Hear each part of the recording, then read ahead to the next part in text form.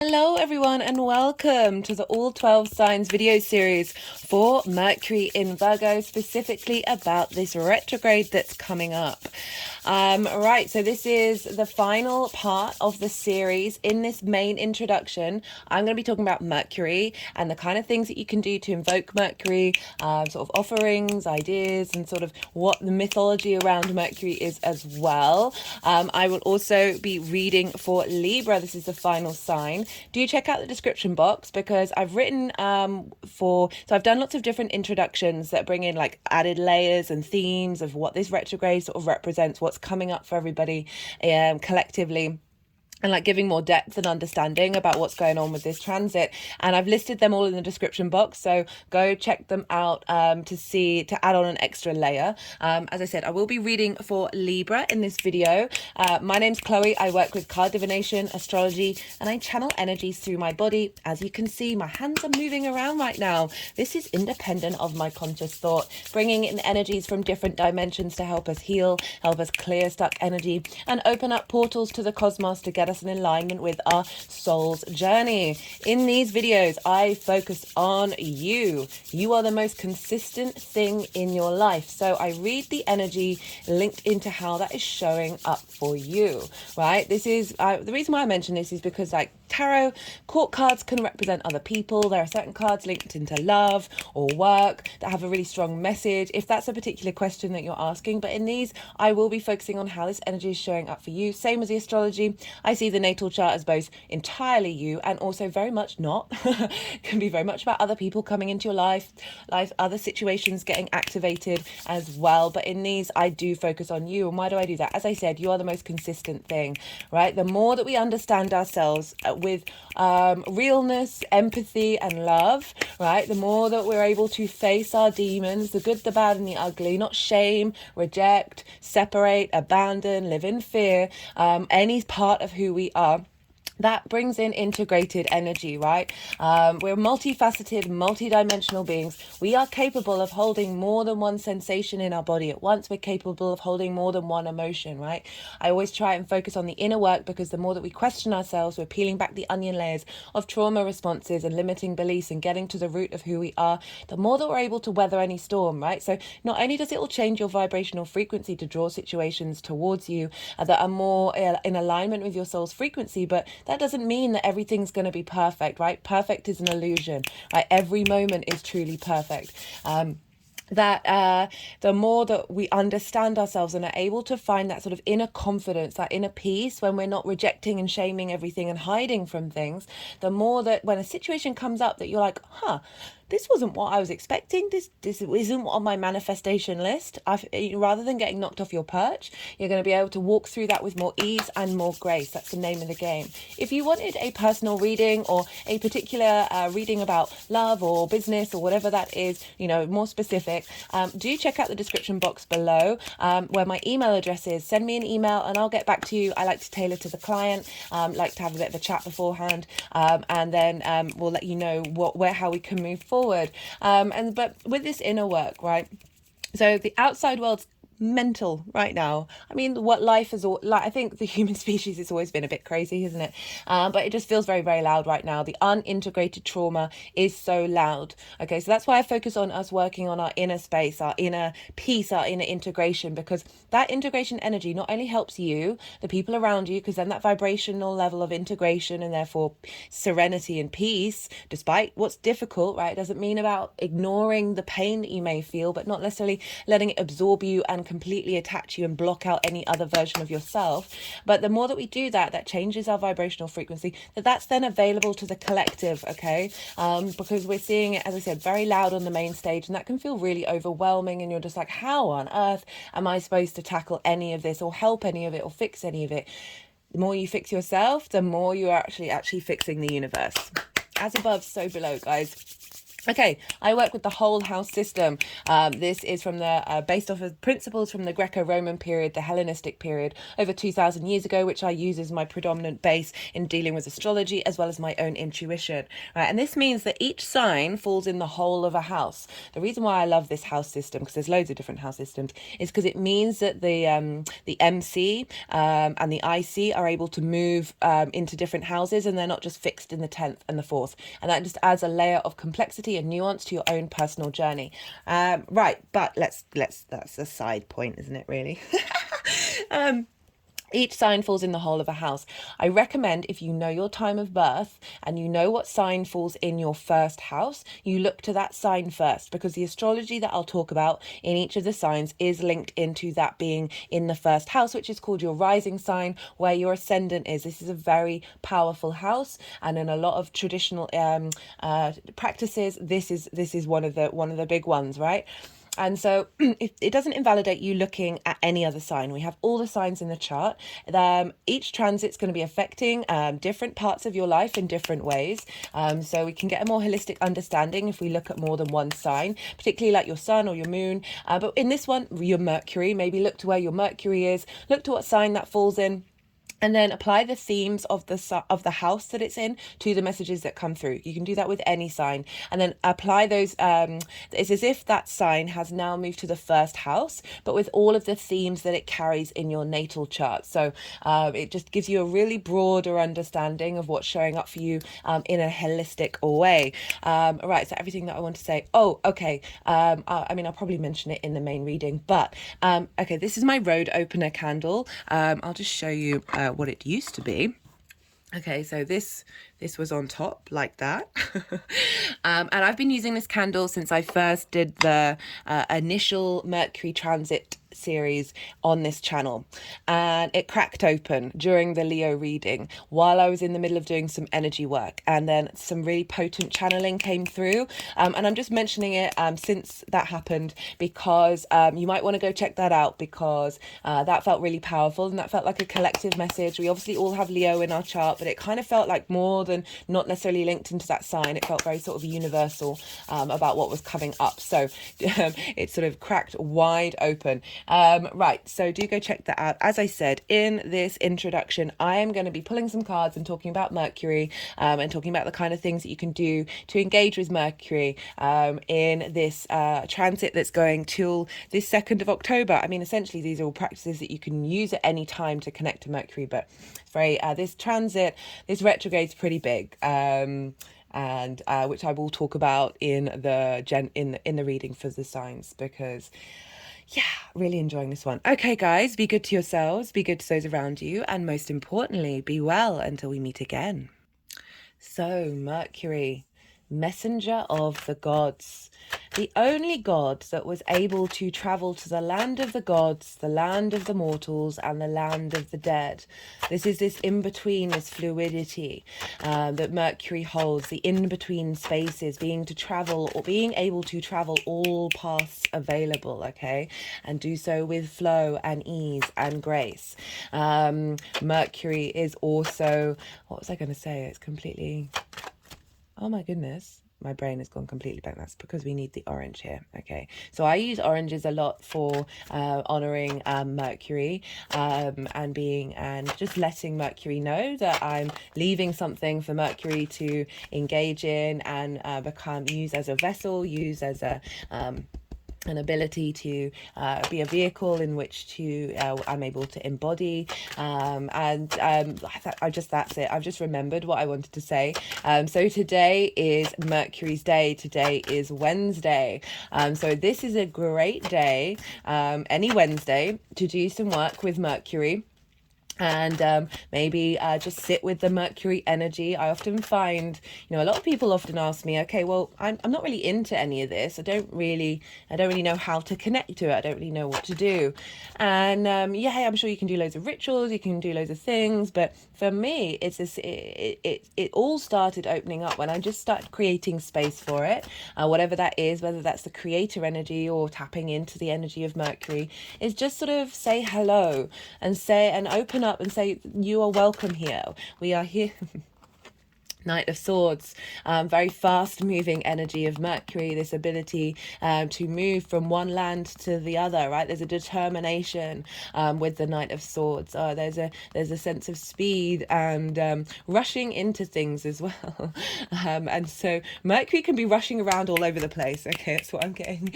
And sometimes we need a little jog, we need a little momentum to sort of bring Mercury into the space in order for it, because it's doing a lot of things. It's one of the fastest moving planets. It's got lots of messages to share, that it by just having a tiny little offering, or by saying hello to Mercury on Wednesday and saying you're welcome here if you need to rest. There's a space here for you to be able to sit with me at this time if you so choose to, and in that way you're just sort of like this. If you think about the quantum field and the observer effect, that the quantum field essentially means there are lots of different possibilities going on, and it's not until something is observed or an intention is set out that then it becomes fixed. Okay, so it's this element of putting your attention to Mercury, and being able to then just see how that feels in your body, see what ideas come up, see what messages come through, see what actions you decide to take after meditating with Mercury, or just doing a little bit of a prayer, or whatever it is that you want to do. One of the things that you can do is go and stand at crossroads.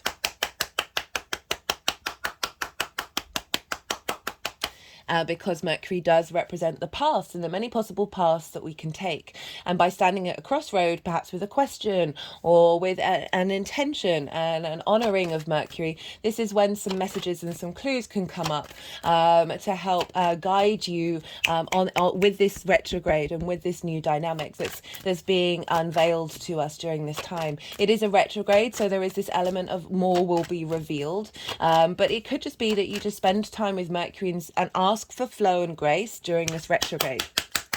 Just had an energetic release.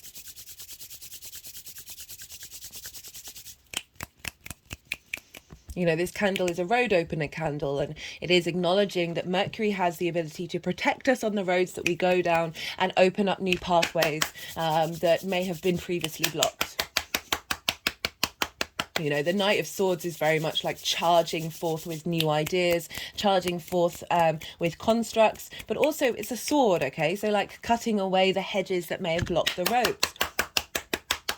Cutting away the energy that may have been the soul contracts that may have been blocking us. You know, it's holding the same sword that justice is. This element of truth, the Ace of Swords, of seeing the pathway clearly. Okay, right, so yeah, crossroads is a really great place to maybe go stand there with an orange, or there are other things that you can bring Mercury into your life. There are coins, so Mercury was very much linked into exchange, okay, and that's where commerce comes about. That's where trading comes up. Mercury was very much linked into herdsmen originally. Like if you go really far back with the mythology around Mercury, it was originally the hunter. Okay, that which stalks and gets the meat to bring in to the domestic space, right? The outer world of finding resources in order to build ourselves up and then be able to be healthy enough to make strong connections and then exchange and then talk with one another, you know, creating communities, creating civilization by being able to nourish ourselves. You know, Mercury is also linked into healing as well. But so it went from the hunter to the herdsman, and herdsmen would drive their herds from pasture to pasture, you know, in order to feed them. And there was a lot of momentum, a lot of movement, rather than, say, growing crops, which is in a fixed location. And they also would take their cattle to the marketplace, and this is where exchanges happen. This is where we start building societies and civilizations with this exchange. There's a sense with Mercury that then that exchange and that movement, that momentum that Mercury has, it's the fastest moving planet, that was then able to turn into business deals and contracts and commerce and exchange and an honoring of that which has been said. And so having coins when you're standing at the crossroads can make a lovely little offering, and then maybe you can go and put that somewhere in your home, that you can just make a little tiny little altar to Mercury during this retrograde, asking for protection, asking for the ability to surrender to what's happening and not necessarily try and control things with this retrograde. Ask Mercury to be able to give you this the ability to observe that which needs to be observed.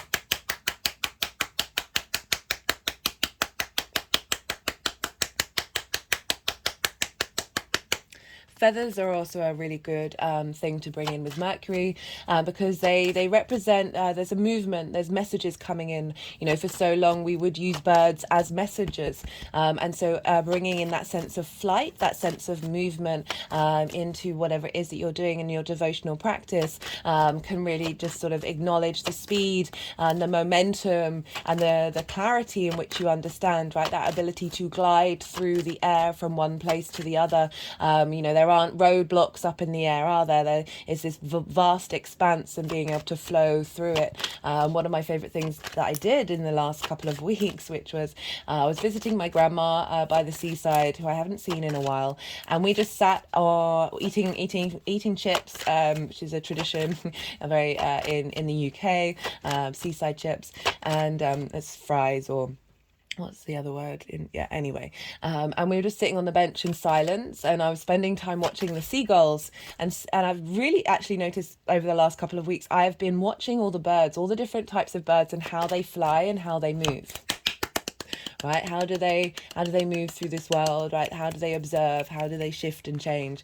And just watching seagulls, you know, admittedly they can be quite rowdy and they can like be quite demanding of your chips, but just watching them fly through the sky, and the flow and the ease, the grace in which they move was just, I was able to transport myself into that sensation. And there's an element of connecting to the messengers, connecting to the birds that fly through the air, that communicate with one another, as you know, a way of tapping into Mercury.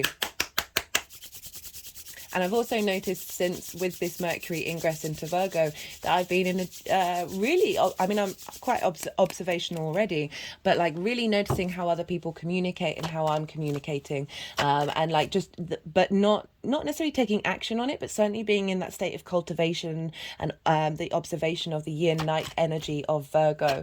So you might find yourself doing that a bit more as well during this retrograde, and don't, like, you know, just be playful with it. Don't necessarily completely change all the way that you communicate, but certainly just allow yourself to explore and be playful. Don't shame yourself if you notice somebody else expressing themselves in a way that you feel like you can't, right? And really just allow the wonder and the joy of all the different ways that we communicate, and be an observation of that. It's just absolutely fascinating. Right, so feathers, coins, things found on your travels. So this can be holidays that you've been on, trips that you've been on, or simply if you're just walking about in your day to day and you notice something, maybe it's a feather, maybe it's a leaf. You know, here in the UK, people leave a lot of stuff out on the street in order for other people to take. Something like that, something that you found on your travels, because Mercury is very much about traveling in the exterior world, the outer movement, in the engagement. Virgo is also social energy, so it's that move, the things that we do when we're out and about and we're being sociable. And so those things can be really good to sort of just have or notice around your house, and sort of connect to Mercury if you see them around the house, or perhaps if you are building a little altar, to put something that you found out on your travels on there as well, because it's acknowledging that movement, that momentum, that flow that Mercury really likes to be in its expression of self. And also because Mercury was also linked into luck, so there's an element of what treasures that you find out on your travels can be linked into Mercury, of like the little messages, the little things of luck that Mercury provides your way. I've always been quite lucky about finding stuff on the street. I mean, I'm very thrifty. I like things to be reused. I've really, throughout my life, sometimes things just have manifested that I've really wanted, and it's been I've got quite a strong Mercury in my chart. So it's sort of acknowledgement that Mercury's working in roundabout ways to bring things towards you at all times. I mean, it doesn't just have to be if you're Mercury strong in your chart like that. Mercury is a very personal planet. Oh, I've just remembered the thing that I wanted to say right at the beginning. Mercury is a very personal planet, and everything that we do is about information that we're digesting and communicating, right? That is, we are meaning making machines, and that is definitely the world of Mercury. I remembered the thing right at the beginning that I wanted to say, and that is that Mercury, in Hellenistic principles, we have the day team and the night team. The day team is the Sun, Jupiter, and Saturn, and the night team is the Moon, Venus, and Mars. Mercury is neutral. Mercury is able to move from either, depends which sign it's in, what team it's on, it's going to flip from one side to the other. And so it's very fluid, very neutral, very able to be adaptable and mutable. It rules both Gemini and Virgo, which are the mutable energy, this ability to shift and change, to move with the wind, right? And, you know, there's an element of Mercury that can be a sort of like devil's advocate, of like putting out the story, that in order to push your buttons, i.e. to make you be able to change or think differently, as well as sort of like going with the flow with whatever's going on at the time, and not finding that need to really commit to expressing itself and its definite opinions, right? You know, these are exaggerations of energies of Mercury, and they're very fluid, right? So we can all hold space for all of those things and work out, okay, well, when is it invalidating your individuality, and when is it actually just the best thing to do at the time? There is a trickster element to Mercury, but that's more over in Gemini. The healer side of Mercury is definitely in Virgo. So things that you can do to tap into Mercury: communicate with your food, talk to your food. I know that might sound a bit bizarre. I mean, I talk to everything, to be honest, because everything's alive and full of energy and has its own story to tell. But talk to your food. Focus more on nutrition during this time can be really helpful, because Virgo does rule the gut. The way that we communicate with our gut during this time can be really, really helpful. Healthy gut, healthy body, healthy mind. It's the bigger brain of our body, and we need to take care of it. Ace of Wands, very clear communication, yes energy, passion coming in, of like I mean, what I'm getting is the individual of you, right, being able to communicate with Mercury, and through your spark of spirit, you're always in communion. Okay, we're always in this state of communion. But it is about instigating. It is about instigating something in order to bring this in, right? Like, you can do it. You don't have to have any of the things that I've just said, right? These are just vessels in order to communicate with an energy that's just there inherently, right? But certainly there is an element of instigating and yes as well. So the yes, there's an yes to the road opener.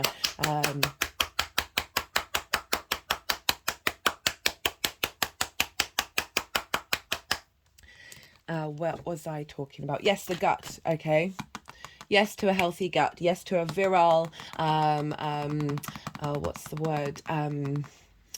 I mean, there's a castle there as well. So there's this element of safety in the gut, of instigating a new journey in the way that you connect to your gut. It's always, intuition is linked into the moon, but the Virgo energy, because it is the gut, like, we need that in alignment in order to sort of be in observation and tap into the physical intuition that we have, our gut reactions. Okay, so we notice and sit and meditate with your gut and see what it's telling you.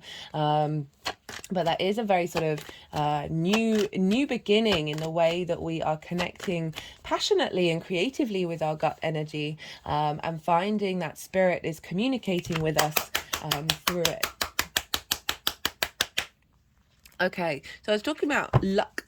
Right, so Mercury's linked into games, and one of the things that you can do is bring in dice into your life, and I've just remembered that I do have some astrological dice that I should have put into. I'm just going to pause and get them. So, I mean, I've had these for a while. I always forget to use them. I mean, there's lots of forms of divination, right? So Mercury is also linked into divination because it's meaning. We're connecting the dots, we're binding things together. And you can do divination in all sorts of ways. But, you know, Mercury is linked into games and play, and there's a playfulness to it. And also the luck side of it, all right? So maybe if you've got some dice, they don't have to be astrological dice, but anything that you can just sort of roll around and then cast down, and that's sort of allowing Mercury to come in through the dice, just as a vessel. It doesn't, you know, whether you interpret them in a certain way is irrelevant. I really just feel that these are all things that are vessels to help us bring in this Mercury energy. And when we do that, there's an element of protection. My hand has just gone over my heart chakra. There's an element of just bringing those things together, and like connecting the observer energy, right? And like amplifying what's going on. Okay, what are they doing with these dice? I mean, I really just wanted to pull some tarot, to be honest.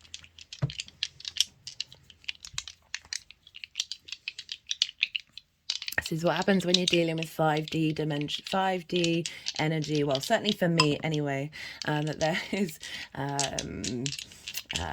you don't always have to understand what's going on because the world is very complex. Okay, we've got the Sun.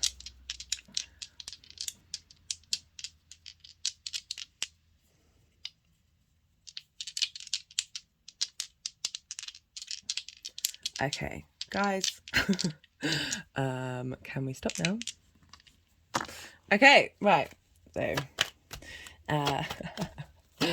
oh my goodness me. Right, that's why I don't use them. I just get the energies, just want to play with them for ages, and it's like that wasn't what I was intending, but you go, guys. Okay, so playing with dice. These things are all that you can bring in, and there are other things that you can do to help tap into the energy of Mercury. As I said, Wednesdays are a great day of invoking Mercury. Crossroads, standing at crossroads, playing card games, giving money to the homeless, because another word for homeless is wanderers. Okay, people who wander around and just are out there experiencing that transient lifestyle. Okay, and Mercury is a transient planet. It's the fastest moving planet. This element of moving around. Think back to the herdsman who are traveling, the hunter who is traveling, the going out and doing business. There is this sense of momentum and movement of following many different paths. Okay, so giving coins, that commerce. To those who are out there wandering the world. I mean, that's just something we should do anyway, but regardless of that, observe communication, both internally and externally, writing stories, writing poems, writing jokes, journaling. These are always practicing being playful with the way that you write, doing something a little bit different. This is a retrograde. We're here to look at things in a different way. Maybe do some free writing, free drawing, all of these things where you're sort of connecting to something that is outside of you, that you're not necessarily controlling over, being a bit more playful with it is definitely one of the main messages that have come up.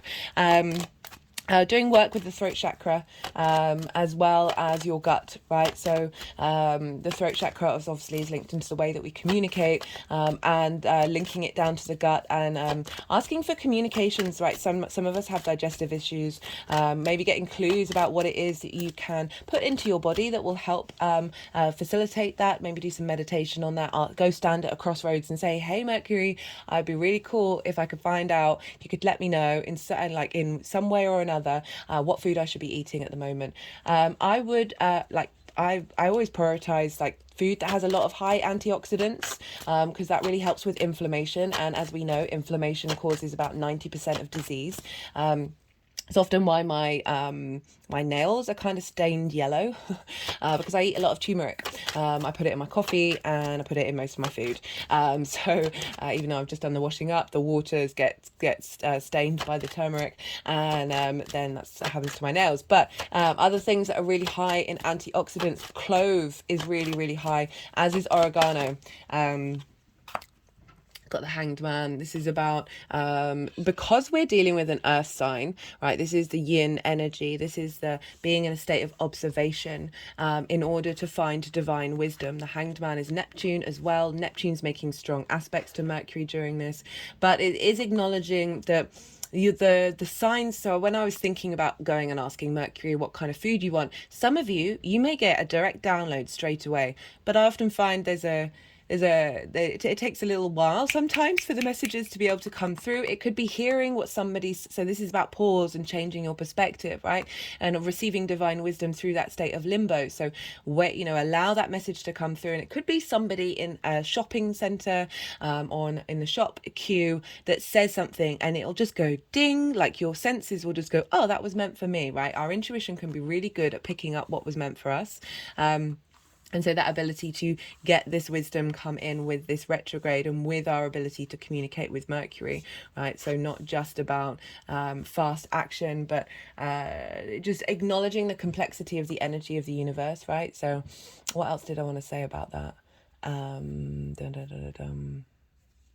Oh yeah, if you forget something, it's one of my favorite things to do, is just to see just how long it will come up. Forget it. You've forgotten something. Don't try and think about it. Surrender it, and then it can either come up 5 minutes later, 20 minutes later, the next day, 2 days. And it just tickles me of like how it comes up. And it comes up with such clarity, right? It comes up with such clarity if we just allow ourselves to surrender and not control the situation.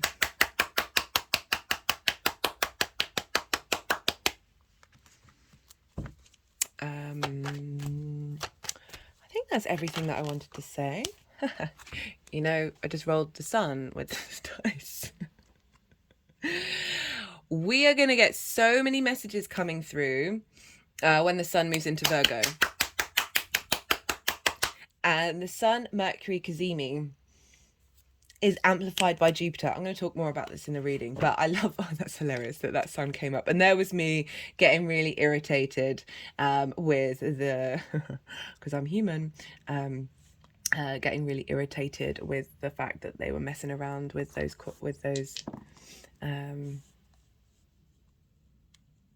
okay, so we've got Mercury with the sun.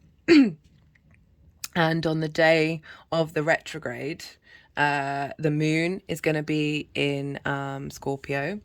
And so we're going to get a lot of intuitive hits coming in there. I wonder what the 1 means. I'm terrible with things like this, so it always... I've just looked at my notes. Lilith is going to be at 1 degree of Virgo at the day of when Mercury moves out of shadow. So when Mercury goes direct. So there's this element of that independent energy of Lilith coming in, of us being able to lean into these messages a lot quicker. Okay, cool. Right, I'm going to leave it at that, guys. I'm reading for Libra, and Libra rising, wherever Libra falls in your chart. And I enjoyed doing that. It was very interesting. The very few cards wanted to come out, but the ones that do are quite powerful, of sort of igniting our inner spark of spirit, that Ace of Wands, with our ability to understand the messages that come through and be able to take action on them from divine wisdom and finding clarity and joy with this. Okay, right. So I'm going to leave it at that. Be good to yourselves, be good to those around you, and most importantly, be well until we meet again. Libra. Oh, I forgot to light the candle. Sorry about that, Libra. I paused after doing the introduction and blew out the candle because it's right at the very edge of it. It's nearly run out, nearly ending the completion of that candle. And so I just thought I wanted to relight it. Right, Libra rising. How you doing, Libra? For those of you tapping into the Libra energy and it doesn't fall in your first house, look to the house that it does fall in your chart, the themes of that house, and apply those themes to the messages that come through. It's as if that Libra energy has now moved to the first house, but with all of the themes of your natal chart. Take what resonates and leave what doesn't. Well, Libra, okay, so in general, regardless of whether this is your rising sign or not, Libra and Virgo are next door to one another. This is called inverted. So this energy, I like to describe it as right next door, you're sitting next to each other. Imagine two people sitting next to each other, but they're both looking forward. There isn't a direct line of sight. There isn't a direct clarity coming through. So inverted means it doesn't have a traditional aspect connecting the two of them. This doesn't mean that it's not an important placement. It very much is so. But it's with that, if you imagine you're sitting next to someone, as I said, right, you can't see each other, but you can feel that the other person is there. There's a lot going on in the subtle energetic field, okay? It doesn't invalidate, that's not a diminishing aspect. It's certainly incredibly powerful. There's stuff going on in the atomic field, right? There's lots of other sensory things going on, and there's a slow osmosis of energy transfer. And so that's the sort of general energy that's showing up for you. It might just mean that it's not as loud and proud as it could be with other aspects, but I mean, in my personal practice, I still find the inverted and the inconjunct there, that they've got similar energy, that they are very, very powerful things. Okay, so for Libra rising, you have Virgo in your 12th house. This is the house of mysteries, right? So this is this can be a heavy house. This can be a difficult house. Can't lie about that one. Because it's the unconscious space. It's right, the constructs of who you are. This is often when we find depression and anxiety, more mental health issues rather than the physical of, say, breaking an arm, which would probably be more over in the 6th house. So this is, as I said, the anxiety, the depression, right? Because in our unconscious mind, we have a lot of trauma responses. We have a lot of limiting beliefs that then manifest in these trigger responses that are linked into anxiety and depression and all sorts of other things.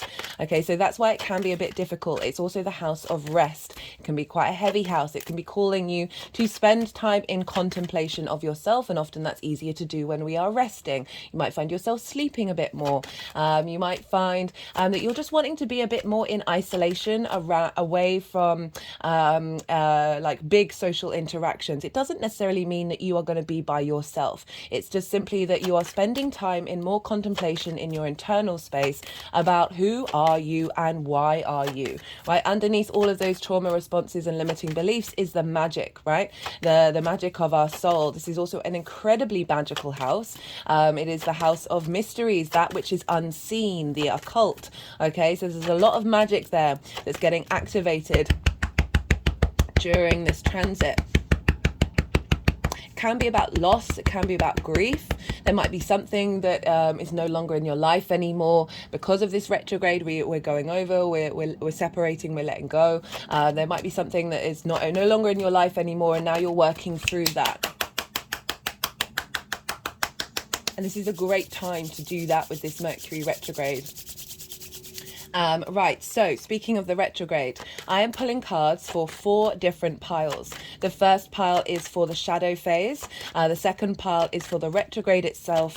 The third pile is for the direct motion. And then the fourth pile is how all of this energy is manifesting moving forward. Right, retrogrades. I'm going to just quickly explain what that means before I then go back into what that means in particular for you, Libra.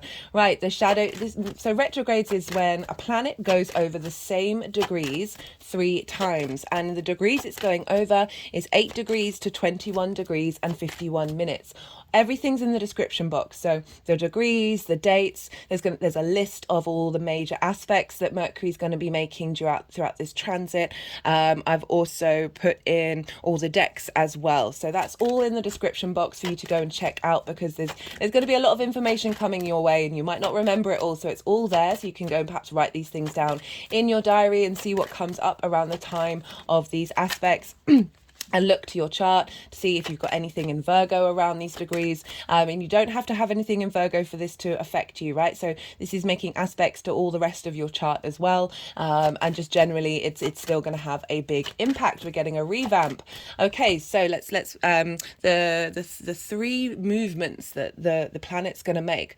So the shadow phase, this started on the 4th of August, and this is when Mercury hit 8 degrees, and now it's slowly moving forward over the degrees. It's going to retrograde. It's going to stop. It's going to slow down. This is called a station. This is very powerful energy, and then it's going to go backwards. It's going to look like it's going backwards in the sky, and it's going to go back over these degrees that it's already been over. It's going to stop and slow down again. This is the 3rd time. Again, a very powerful point, and then it's going to have a forward momentum. Okay, I often find with retrogrades, things don't really kick off until that planet has now moved into a new section that it didn't retrograde over. And that's when things start to manifest and start to make a little bit more momentum when we go into the next segment of the journey. Okay, so shadow phase, what's that all about? So as I said, that started on the 4th of August. This can be often louder than the retrograde itself. It all depends on your chart, depends on what's going on with you. If it isn't as loud as the retrograde, that doesn't, invalidate its experience, right? We're all very nuanced and we have different ways of engaging with these things. But it can show up quite loudly. And this can be right. So the shadow this is the unconscious space. So this is our unconscious sending us clues and signals around this time. And that's, that can be linked into trauma responses and limiting beliefs, particularly with the 12th house transit. And bear witness to them and see what's showing up, because we're getting clues about what the retrograde is going to mean. It can also be things coming from the cosmos to help you know not only what you're clearing out, but also where you're headed.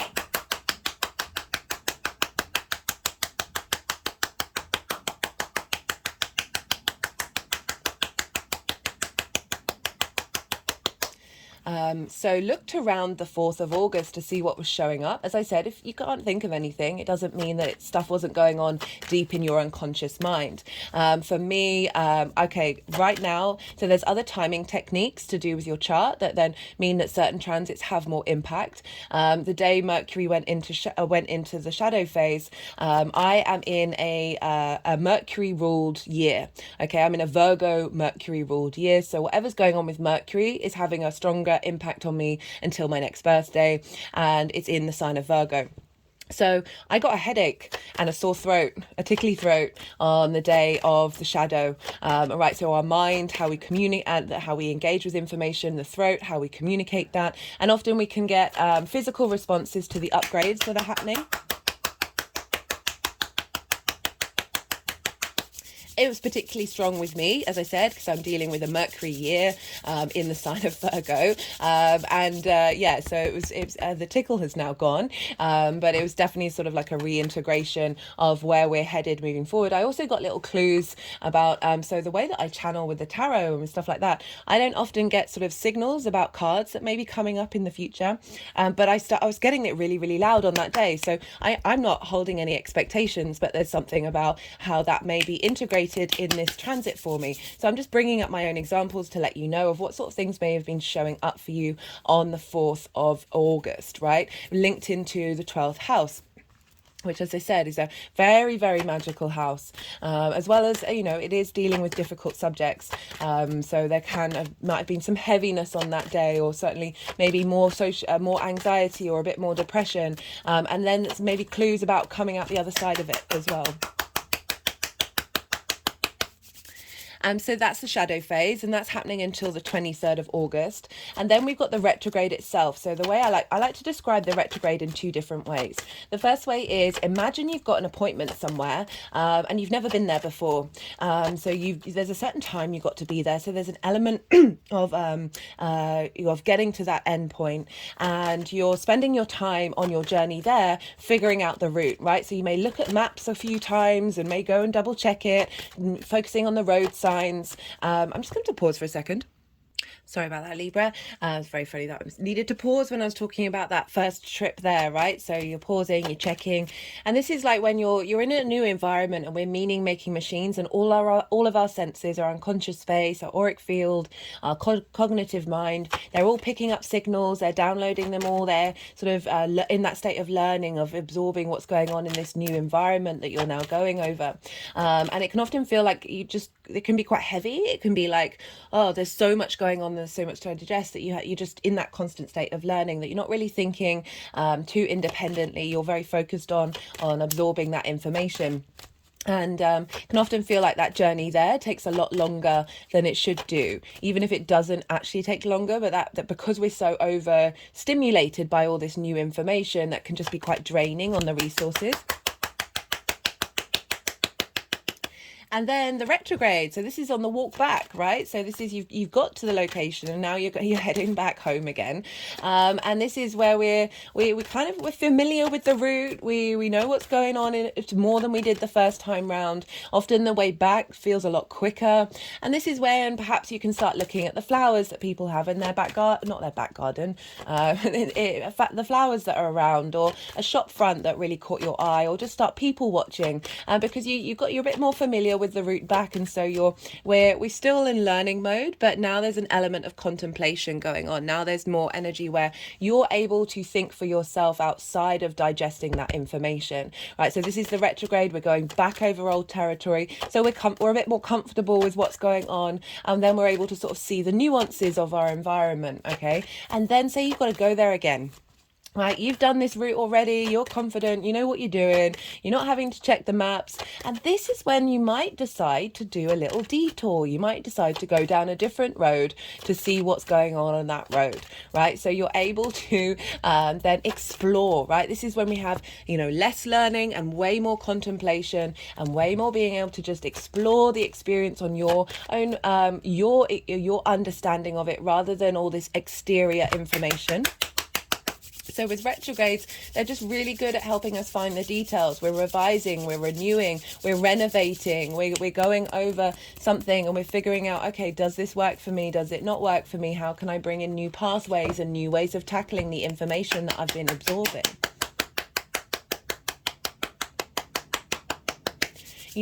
Right. And then as I said, that's the direct motion, where you've gone over it already. And now, so with the forward motion after the retrograde, we're now starting to embody everything that we've learned, and this rediscovery and this renewal of what this retrograde has brought. We're now like seeing how it feels. We're testing it out. We're testing the waters, before then starting the new section, when it leaves the energy that it's retrograded over with, and we're starting a new chapter with everything that we have learned with this retrograde.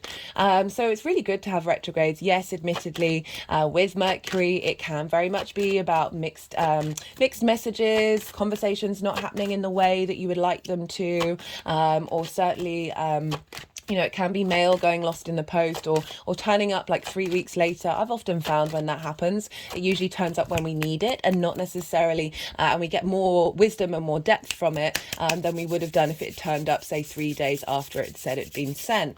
And so these things can happen. Disruptions can happen with Mercury retrogrades. That is just part and parcel of it. Find some lightness, find some amusement. Don't worry, don't sweat too much over it. I would say if you do have important information to share with someone, if you're sending an email or something, or a letter or documents, maybe if you want to, right, I'm just saying these are suggestions, do what feels right for you, like send them recorded delivery or something, or then do a follow-up email and say, did you get that email, right? And just to double check when there's something that might be a bit more important, that you want to be a bit more mindful of how Mercury can get a bit trickstery when it's retrograde. It can sort of hide things from you in order for them to get rediscovered later on.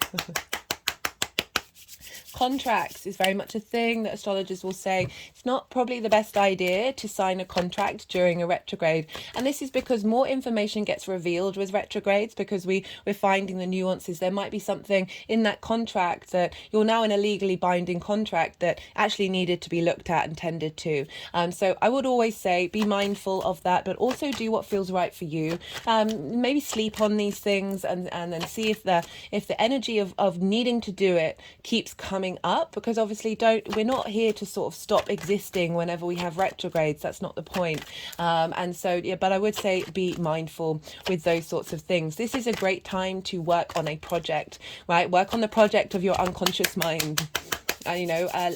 Utilize this energy in order to sort of work out, okay, why do I feel the ways that I do? Where do these come from? What's happened in my life that may have had an impact on this, right? It's not just the things that have happened to us in this lifetime. It can be ancestral work that we're doing, as well as what am I going to say, as well as past life stuff that we're holding, that we're then we're revamping during this retrograde. This retrograde is a pretty big deal because this is the first time we have Mercury opposite Saturn in the sign of Pisces for 30 years, and therefore at least 30 years since we've had a Mercury retrograde with Saturn in the opposing sign. So it's starting a big news cycle, as well as this is the first time in a couple of years that we have this retrograde happening only in Virgo with Mercury, whereas before it's involved either Libra or Leo. So this is a very prominent Virgo retrograde, so it's really just focused on that one house that you have, the 12th house. This is also the realm of Mercury. Mercury rules Virgo, and Mercury, not only that, is in exaltation in Virgo. It is the only planet to be exalted in its own sign. And so what does exaltation mean? Well, I look at signs. I look at signs. Just going to pause for a second. I apologize, Libra. This is just what's going on. I will be back. Sorry about that, Libra. I have not very good circulation in my fingers and toes. It's not quite Raynaud's disease, but it's sort of a lesser version of that. And even though the sun is shining outside, it is still very cold in this room. And I can just feel, so the tips of my fingers are turning white. So I just wanted to go and put a jumper on in order to make sure that the flow of energy is here with us while I'm shuffling. Right, what was I talking about? Oh yeah, Mercury in exaltation. So see the signs as realms. They are lands in which have a certain energy flow, a certain way of doing things. And so when it's as if Mercury has a huge temple in honor of it, right? So not only is it the ruler, but its qualities and the qualities that it has in Virgo are raised on high, right? The high vibrational frequency energies of this sign, of that planet is really supported and nourished being in Virgo. So we've really got access to an incredible transformation with this Virgo retrograde, because it is a very, very strong Mercury, right? So it's very, very powerful in what it's doing and what it's transforming with this retrograde. I really do see a deep transformation for all the signs, very much a reassessing of old soul contracts, which I will talk about in more detail later on. But it's calling to be fun and be playful. The Venus card was the first card that came out in the collective reading, and it really sort of getting us to be comfortable in our skin in the way that we facilitate our 3D experience, that Virgo Mercury energy, with a sense of appreciation and abundance and enjoying the 3D realm. Okay, so that's great to have that in the 12th house that might not have been as accessible, right? So that Virgo energy does want to facilitate, it wants to help, but it also can be incredibly overcritical and over judgmental, right? Because it is able to observe and see the problems, right? Virgo can often focus on the problems that need fixing and then forget about the joy. It can also lead to being judgmental of other people, critical of others, but that is usually because of the high bar that you have for yourself internally and the self-criticism that's there and self-judgment as well. And I really feel with this transit in general that it is helping clear a lot of that energy for us all. And having that in the 12th house means that, there is can be a fixation on needing things to be perfect and needing things to be right. And if they're not, it's bringing you into a state of depression or a state of anxiety, right? So that mercurial mind element of it, of a restlessness, especially if things aren't necessarily going in the way that you would like them to, or the flow that you have. It might mean that accessing that ability to streamline and facilitate might not be integrated into the rest of your chart. And I do feel that this Mercury retrograde is helping elevate that.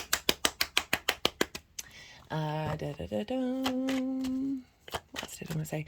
Yeah, so with retrogrades, okay, so if we had all the planets going direct the whole time, direct motion is sort of more the extrovert, the more taking action, the stimulation, can often be thinking, leaping before you think, but it's also big motivation, big momentum, being able to take action, being able to move forward very quickly. But if we did that all the time, then we would miss out on the details. And also, if you think about it, we need our daytime, our action time. We also need our yin nighttime of rest, right? This is the time where we're processing, where we're digesting everything that we've been through. If we don't get our sleep, then we go mad, right? We go mad and die quicker than we do without food or water, right? It's really important to rest. It's really important to be in a state of observation rather than needing to put in input. And that yin night sign of Virgo, okay, so this is an earth sign. Earth and water are bound by gravity. They are both yin night in nature. A lot of this transit, especially with all the other planets, are in earth and water signs, so they are really calling us to slow down, to allow things to digest, to not need to rush around and take immediate action. Not necessarily controlling things. So it is really calling you to be in a state of observation with this retrograde. And so that's really important for us to sort of, we're constantly getting downloads from the cosmos, and we need that rest. We need that slowing down. We need that giving ourselves space in order to integrate those downloads. Just had an energetic release. Okay, whoa. Right, so look to where your Mercury is in your chart, because that's going to add on an extra layer of how this transit is showing up for you. So look to the sign that it's in, the energy of that sign, as well as the themes of the house that it's in. So those can possibly come up for you, that are going to help you understand on a personal level how this transit is showing up for you. And as I said, this feels like a pretty powerful one, and I'm going to talk through all the aspects that it's going to be making, and there's some, I get excited. This is the 12th time I'm going to be talking about it, and I've been excited every time. Like I'm really into this Virgo transit in Mercury. This Mercury transit in Virgo, I keep doing that. Words, what are they? Yeah, so as I said, there can be sort of miscommunications. So we may be rerouted, so things that we may have wanted in our lives may not be happening. And so this is the universe sort of shaking things up and getting things into alignment that is bringing more depth and nuance to your life. So you're then able to then tap into sort of quantum relationships, a quantum way of working with this 3D environment, like how we're being able to think of different solutions that we may have been blocked from by needing to control with that Virgo energy, and having this sense of knowing what you need to do. This is now opening up a whole new paradigm for us all in order to, how do we engage with that? How do you engage with your 12th house? Not only is it about those trauma responses and limiting beliefs, but really rediscovering the magic that you have within you of being able to bring this ability to facilitate your 3D experience into the world. Very healing energy, Virgos. Virgos are linked into editors, engineers, and healers. This is using that Mercury energy in order to find solutions in the 3D world. A very, very practical energy. Through like there's such magic in practicality. Like practical magic is definitely a thing with Virgo, and Virgo's linked into the gut. And so it might be that your gut instincts may have been slightly hidden from you, okay? But it's such a powerful thing. I would say, I said it in this introduction, but I would say tend to your gut health. Try and make sure that you're focusing on nutrition rather than the pleasure and the taste of something over this period, and really try and get your gut into alignment. Often like finding things that have a lot of antioxidants, which are anti-inflammatory, reducing the inflammation in your body, making sure that you're eating enough beans, enough vegetables in order to help your gut get creative and be able to be in balance with itself, and therefore in with you, and like being able to tap into sort of that knowing that you're going to have in your gut about the things that you need to do and where you're headed. So a lot of sort of predictive energy of magic can come from the Virgo space. So really tapping into that ability to have a sense of knowing what's coming up, of being able to communicate that from a very magical place, rather than leaning on the anxiety and the self-criticism that can very much show up with that. Just allow yourself to be in a state of observation during this period. In general, I love this for you, Libra. You have got the South Node in your sign, so you're really refining who you are, and this is getting a boost by this Mercury revamp, this renovation, the revision, the revising, the do-over. Hindsight is a wonderful thing, and we're being given that with a retrograde, where we're then able to add depth and nuance to that hidden part of you, that hidden structures that are within you, while you've got the South Node activating your desire to bring depth and nuance to who you are and how you embody yourself. So you've got a lot of support from that hidden unconscious space where your soul is talking to you, and being able to bring that into harmony and activate a whole new cycle.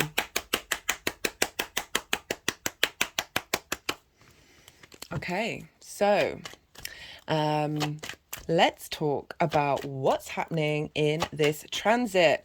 So on the 4th of August, this is when Mercury went into shadow. I've already mentioned that it might be a good idea to go and look back on the 4th of August or the days that follow it, of what little clues came up for you during that time, if they indeed did. That can be really helpful to sort of be in a state of observation of what's showing up later on in this transit. It's not about trying to control it. It's not about trying to manipulate it. It's just about allowing that observation and allowing that to digest within you and contemplate, right? Yin night energy is very it is the observer, that ability to take your time, to strategize, to get the nuances, and to nourish whatever it is that you're doing before then taking direct action. We need both yin and yang in our lives, right, in order to find balance and harmony. This was happening on the day that this happened. This was opposite Saturn and the moon. So the moon was in Pisces on this day. And so, I'm going to be talking about the days that the transits shift, okay? And so these are very big power points that are then influencing the rest of the transit. There's going to be a lot of information, but because we're dealing with a lot of outer planets with this transit linking into Mercury, they don't move very fast. So we've got a lot of repetitive energies showing up with each retrograde stage. So this is a real reinforcement of these outer planet energies. They are longer term cycles. They are connected more to the galactic energy as well as our 3D energy. And so we're intermingling both of these, and we're starting this ability to bring in higher perspectives. And these are getting reinforced with almost every aspect. There isn't a lot going on in between the main days. So this means that Mercury's really very much being influenced by these outer planets, and then is able to then just go on its merry way and engage with its intense mercurial energy raised up high for the rest of the transit. It's not necessarily being affected so much by the more personal planets. So we're dealing with more collective energy. We're dealing more transcendental energy that isn't just linked into our immediate gratification.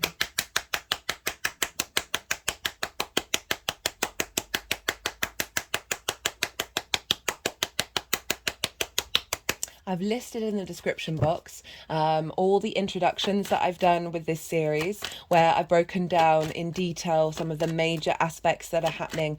So do go check those out if you feel so inclined, just to add more depth and understanding about what's going on, particularly because you're dealing with a difficult house. This can you might find yourself falling into a deeper sense of anxiety or depression, or just for that heaviness or a sense of loss and grief.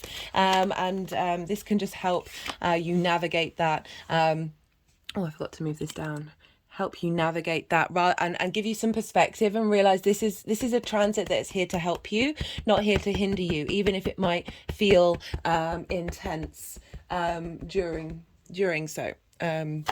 So Saturn, opposite Saturn over in Pisces with the moon. So Saturn's over in Pisces.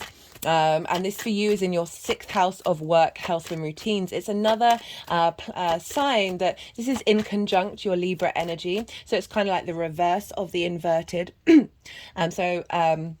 The inconjunct is neither Virgo nor Pisces has any of the 3 main things in common with Libra. Libra, you are cardinal air, you are social in nature, and you are also yang day in nature.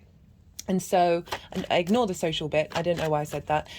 So you are cardinal air and you are yang day in nature. So more direct action, not bound by gravity. There's a lot of swift movement, wanting to instigate and activate in the world and take action, right? Very much the extroverted energy. Now Virgo and Pisces. Virgo is mutable earth and it's yin night in nature. So nothing in common with the 3 main things in common. I mean, they do have things in common. It's just not the major big hitters. And Pisces is the same. That is mutable water, and again yin night in nature. And so with the inconjunct over where Saturn is, this is It can be a bit disruptive. It can be some crossed wires because you don't have anything in common, right? So it can be like difficult conversations and not necessarily seeing eye to eye. It can just take like a little bit more hard work, right? A little grinding of the gears before the magic kicks in. I love the inconjunct, even though I've experienced very frustrating inconjunct aspects and transits, but like seeing the wisdom in it, right? So it's getting understanding the merit of that which is different from you. Okay, say someone's got a skill that you don't think you have, and you're really in respect and in awe of what this person's able to do, because it feels quite alien to you. So with that respect, rather than that sort of what comparison is the thief of joy, and feeling sad that you don't have it, realize that you obviously have something that is very different to that energy as well. And it's about getting all those different things working together. And when we do, because it's breaking out of the norm, it's not that which is familiar. And so this is when it's very innovative, very inventive, very maverick energy, where we're able to come up with different ideas. And so you've got Saturn in Pisces, and this, I mean, that's regardless of whether it's your rising sign or not. You've got Saturn in Pisces in the 6th house. This is the house of work, health, and routines. This is the adult in the room in the chart. Okay, so it can be difficult for us to do these things and commit to these things, commit to ourselves. Saturn moving through there is giving you that strength of commitment, right? Of giving you that sense of duty and responsibility. Saturn's about cause and effect, karma, responsibility, integrity, and authority, right? What it wants you to do is be in your own authority and walk your talk. Be in a space of integrity. Understand the cause and effect of your actions. Realize that strengthening your foundations in order for you to start a new cycle for the next 30 years, because it takes 30 years for Saturn to move around the chart. So it's really, even though it's stress testing things and maybe making things a bit difficult, it's really calling you to walk your talk. And so this is in the physical health issues. This is in the also how you tend to your health. How do you establish routines? And how do you embody your work, right? And so often we can have trauma responses and limiting beliefs in our unconscious mind, our mental anguish, the things that the constructs of understanding of who we are can block the way that we commit to ourselves and be the adult in the room over in the 6th house. I just spoke to my Libra rising friend this morning, and she's gone traveling to go and do she's in she's staying at a gym to do some kickboxing course. So she's taking the dedication and time to go and tend to her routines and her health, right? And also there's other stuff that's happened in her work life that's meant her she's really committing to that. So you're just seeing those sort of things come up, that you might have already been instigating these things in the physical realm, because Saturn's been there since March, and now this Mercury transit is helping release any trauma, any blockages in your mental space that may have stopped you from being able to implement these things. Saturn is giving structure to Pisces, which is very boundless. It's the ocean, right? There are no borders with Pisces. And so the Saturn's bringing structure to us being able to facilitate the magic that's there, right? And this is just a really beautiful transit. And so with an opposition, this can be about separation and isolation. This can be about one side having authority over the other. I always say with oppositions, we want both of these signs to work together, even if they may seem like they are like from the what's the word? I've completely forgotten the word. That they seem like they are very different. They've actually got a hell of a lot in common, and they are two sides of the same coin. And when we get these energies to work together and appreciate one another, this is really facilitating and finding it's not about invalidating the other experience. It's about finding them to work together to get into the middle, right? So I've been using the example. I've got the infinity ring on this finger, and I put it on a couple of years ago, sort of honoring my connection to the universe and my commitment to the universe.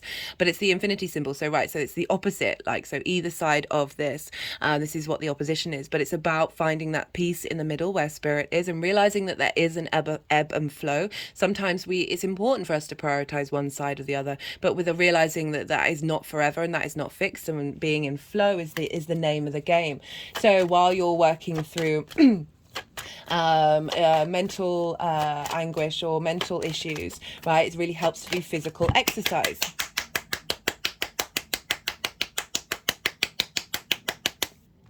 You may be spending a lot of time at work figuring out how to embody the way that you work, which is the 6th house. And through that, you are uncovering like response mechanisms that may be blocking that. You're also uncovering the magic that you have there in order to facilitate the way that you work and the way that you commit to yourself. So what I love about this happening right at the beginning of the shadow phase is that Saturn, this longer term planet, right, has a longer term agenda. It moves a lot slower. It's 2.5 years per sign, whereas Mercury usually is around a month or 3 weeks or so. This is obviously a longer transit with Mercury. We are in with a very strong Mercury is getting downloads from Saturn about the long term agenda of you committing to yourself, you being in the adult in the room to yourself, and helping clear out energy in your unconscious space that has been blocking that. And so I really, really like this at the beginning, especially with the moon. The moon was conjunct Saturn.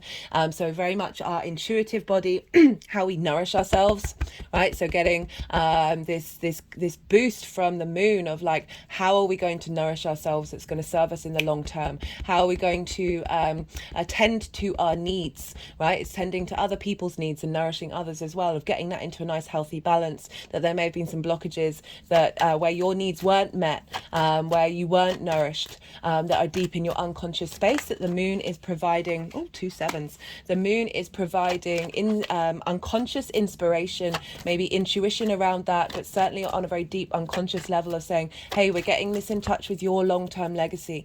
Saturn wants you to walk with your own authority and integrity, right? And so often we are culturally, not necessarily brainwashed, but culturally affected. Our relationships have affected us, our parental figures, our ancestors, our past lives. We've signed up for certain soul contracts, and this boost from the moon in the sign of Pisces with Saturn is saying, hey, I'm going to work on your unconscious space to help fulfill your needs, so you're then able to nourish other people around you while still nourishing yourself.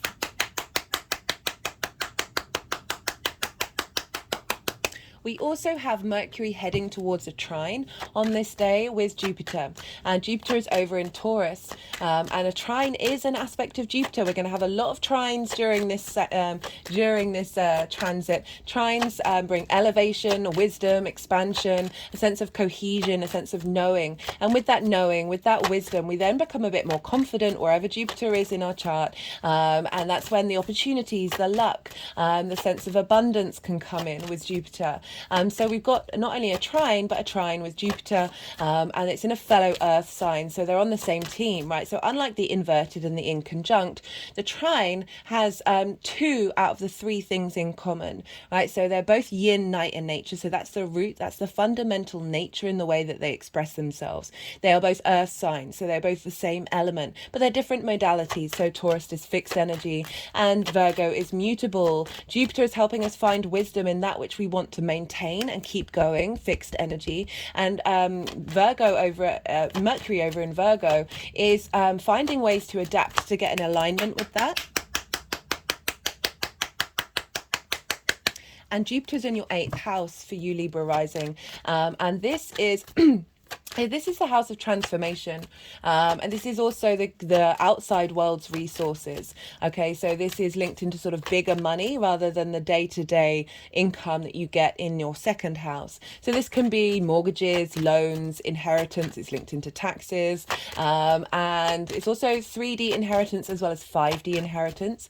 Most importantly, it's the give and take between you and the outside world, time, money, things, intimacy, ideas, all of this exchange. Okay, so that exchange can often be out of balance. Sometimes we take too much, sometimes we give too much, and that can really affect our understanding of what not necessarily what we deserve from the outside world, but certainly, and often there's an energy of scarcity around the 8th house of not feeling like we're getting what we need from the outside world, and that stopping us from doing what it is that we need to do. I always prioritize with that 8th house of finding balance within yourself and not seeking and clawing at what other people can give you, but nourish yourself in order to then change that frequency of scarcity, because you have your abundance within you. Jupiter's moving through there, providing wisdom and support and elevation. There's a sense of wisdom coming in when you're utilizing the outside world's resources or walking about in the outside world, and you're finding wisdom and understanding about how these relationship dynamics haven't been working. So the 7th house is your one-to-one relationships, the kind of things that the flavor in which they show up, and the 8th house is the exchange, the give and take between those relationships. So you've had a lot going on in regards to relationships, Libra, and now the North Node is in your sign, so it's definitely been we're now going through an empowerment mode. You're leveling up, Libra, that's for sure. And Jupiter's there providing support and wisdom to Mercury at this day. Then Mercury's heading towards a trine, and it's very excited to go and meet Jupiter. Jupiter's more about knowing, Mercury's about the details. So on the 9th or 10th of August, this is when we have the exact trine with Mercury and Jupiter. So this is when, around this time, we're just going to get a little more clarity and understanding about what might have gone wrong in the give and take of relationships that's affected your mental state, that's affected the way that you see yourself from an unconscious place. That can be parents as well, right? That give and take between you and the outside world that then manifests as disruptive energy, love language, when you're dealing with sort of like the bigger outside world. And so this instigating energy right at the beginning of the shadow phase is really facilitating Mercury of being able to work out and streamline, right? Virgo is very good at finding problems and finding solutions to those problems. And so Jupiter's providing wisdom and support. It could be that someone else from your life comes into your life at this time to help you understand how dynamics should be.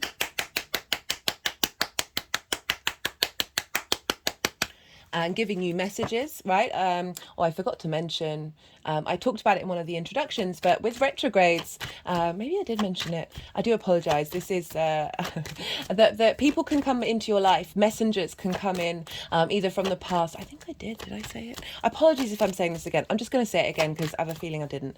That people can come into your life from your past that help you see something that you have forgotten about yourself, or reveal new dynamics of how you want to move forward. It can often be unresolved tension in certain situations. I think I did say this.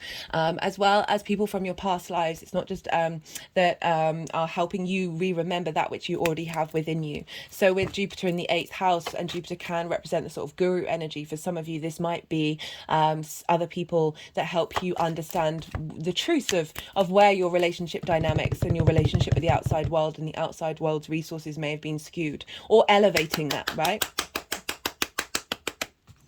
Because some of you might be saying, well, I don't have any trauma responses and limiting beliefs. I've worked through all my stuff. I would say to you, be mindful of that energy, okay? Yes, we can work on our things. Yes, we can have grown and moved way forward, and we might not feel like it's as powerful as it used to be in the past. But with transits, it's always also, if you have worked through a lot of stuff, it's going to be the nuances. It's going to be the small little threads that are still stuck in deep in your unconscious space. And not only is it helping clear things out and helping you find peace with them, my hand's just gone over my heart chakra, but it is amplifying the magic of who you are. So wherever you're at, you're going to have, a certain percentage of this and a bigger percentage of that, or maybe balanced. Like, it's all going to depend on where you're at in your personal chart.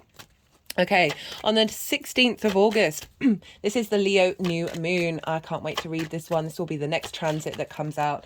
And so this is... I will be pulling cards for all of the signs, so do go check that one out when it comes out. But the reason why I'm bringing it up is because on this day, Mars is trine Uranus over in Taurus. And so Mars is currently in Virgo. So you've been taking a lot of action around figuring these things out. You've been figuring out your motivation. You may have gone into bad habits with that Mars transit.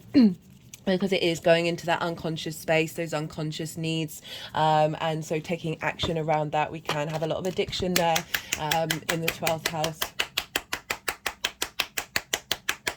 But all of this is sort of paving the way. If you have done those things, don't feel shame, right? Like, let's not reject or shame or abandon any part of our experience, right? The more that we do that, the louder it gets. That if that has been the case for you, this Mars transit has been paving the way for you to understand, for that Mercury to then start working its magic. because sometimes we may have forgotten those things. I know when I had a Mars transit in my 12th, I was eating a lot of ice cream, a lot. Right, I've had other addictions in my life that I've walked away from and integrated, and I would have normally have lent into those, and instead I would lent into sugar because sugar is very easily accessible. I ate a lot of ice cream, and now I've moved past that. Like I've processed that out. Like that was, but I was just very aware. I knew the astrology. I was like, oh, okay, cool. So Mars then, is helping you see your and understand your motivations that come from trauma responses. Also, a lot of magic was going on for me around that time as well. So even if it was happening on an unconscious level, so do bear witness to all the possibilities of how that shows up. But Mars is trine Uranus. So we've got another trine over in Taurus with Uranus. And Uranus has been in Taurus for a while. Uranus wants you to be you and to be comfortable being you and not changing yourself through social conformity. Okay, you can still be part of society, but you don't have to conform in a way. Obviously, consent, respect, do no harm, all of those things, I feel like they're a given, but let's just say them out loud.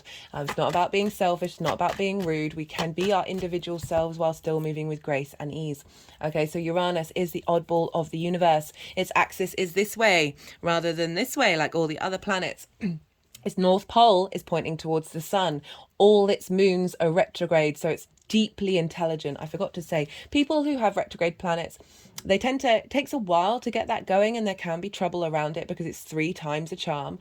But there can be delays in that activating, but it is about contemplation. It is about finding those nuances. Steve Jobs had a Mercury retrograde, and often it can mean like not necessarily being able to speak in a way that is the norm as well. So retrograde planets are very much going against the grain, right? Because their motion is the unfamiliar, is the other. We've got a Venus retrograde currently doing a number on us all, of helping us sort of break out of pleasing in a way that, no, wait, do I want to talk about that? It's just very independent energy with a retrograde. And so... Why was I saying that? Oh, because Uranus's moons are all retrograde. So it's very emotionally intelligent in what it's doing, but it can be disruptive. Okay, so Uranian energy is the maverick in the universe. It is the innovative energy. It's the inventor, sort of the rebel, right? And rebels are able to think out of the norm and able to create new pathways for us. My favorite phrases that have felt very called to me for the Uranian energy is the path clearer and the breaker of chains, because it can come along and disrupt your life when you are not walking with your soul's integrity, right? They're all in cahoots with one another, and this is basically what all of the planets want us to do. But very, very independent energy, and you've had this in the 8th house for a while now, helping you reassess and helping you find your confidence to be yourself in that give and receive energy with the universe. Okay, it's also the 8th house. I forgot to mention, this is not only your give and take between you and the 3D world, but the give and take between you and the 5D. Like the 12th house, the 8th house can be a very magical house. I think all the signs are very magical, but these two have a lot of weight to them, because it is about that exchange, right? Between you and the cosmos. So this is Uranus is trining Mars at this time. So Mars is very, very independent. So there's a lot of sort of, how am I bringing the unconscious into line? How am I revealing my soul's energy to the dynamics of the outside world, and how I give and take with that, right? Really wanting you to be confident. Mars is also very confident, right? And so really being able to get up and go and find the wisdom and knowledge and understanding, a sense of cohesion of why things may have been the way that they have, that haven't necessarily felt like you're thriving. We all have our ways of getting to where we need to go, and we have a lot of soul contracts, and this transit really does feel like a real shift in that dynamic. So we're getting a lot of wisdom coming in from Uranus and Mars. And obviously Mars is in the sign of Mercury, sign of Virgo. So what's going on with Mercury is having an influence with Mars. So Mercury's going over that shadow phase of bringing us messages and bringing us reveals. And so that's going to be witnessed in the way that you take action during this time.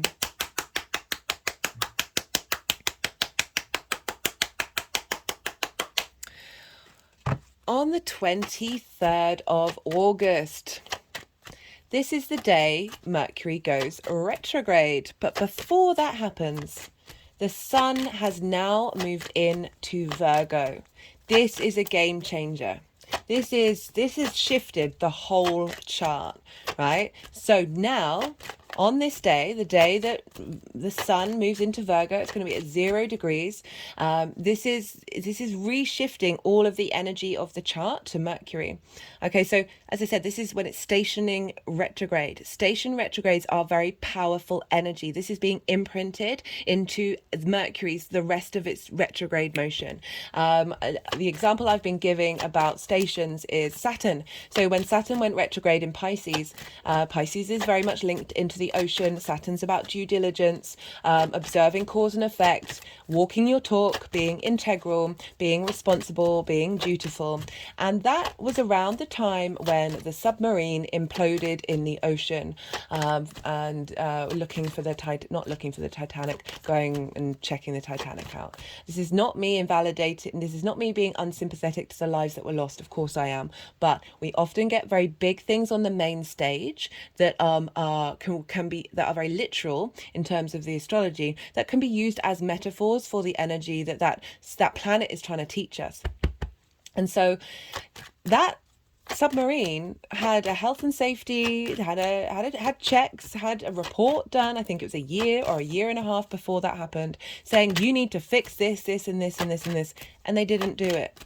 Right? So Saturn's saying, hey, if you're going to go mess around in the ocean, you gotta do your checks and balances before that happens.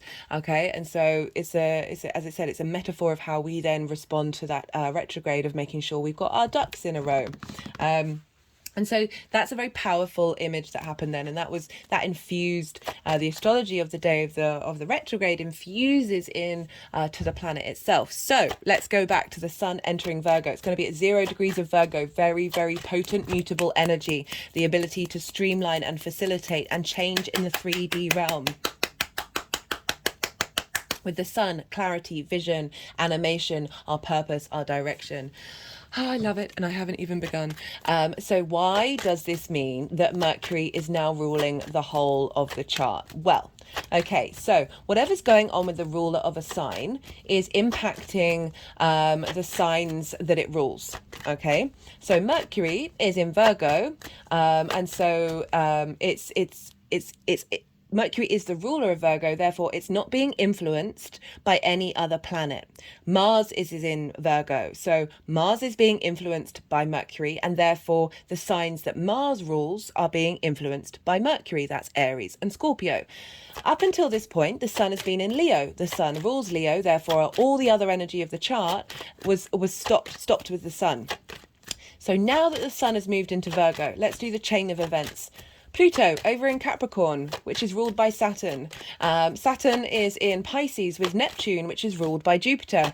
Jupiter is in Taurus with Uranus, which is ruled by Venus. So this is where the Saturn is influencing Pluto, Jupiter's influencing Neptune and Saturn, and Venus is influencing Uranus and Jupiter.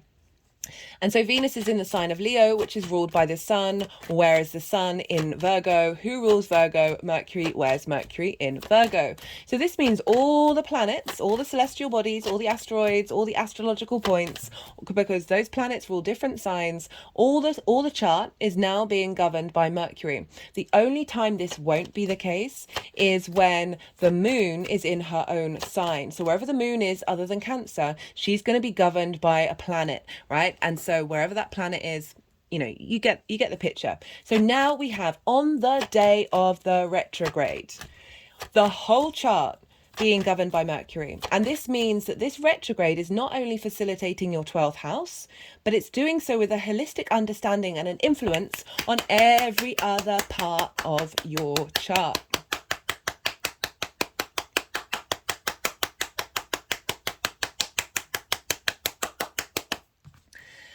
Hui! Love it. And this is Mercury in its own sign and exalted. This is the higher vibrational frequency. This is, this is just, love it so much. This flow, Mercury likes flow, likes movement. And we're facilitating movement, energy flow, right? We have so much stuck energy in our body from trauma, from limiting beliefs. It's in there. That's why sometimes doing like really intense breath work or a whole yoga course or whatever it is where you're activating your physical body and doing release mechanisms, then so often, so I did a breath work summit like years ago, and all the practitioners, well, not all of them, a good percentage of the practitioners said people who've been to talk therapy for like years come and do a really intense breathwork session for at least an hour, and they feel like something has been lifted. They don't know what, right? So you're not going through the cognitive mind part. They don't know what, but some energy has been released, and that trauma has been released, and that they're no longer holding it. And so why am I saying this? I don't know why I'm saying this. Sorry, my brain today. I do apologize, Libra.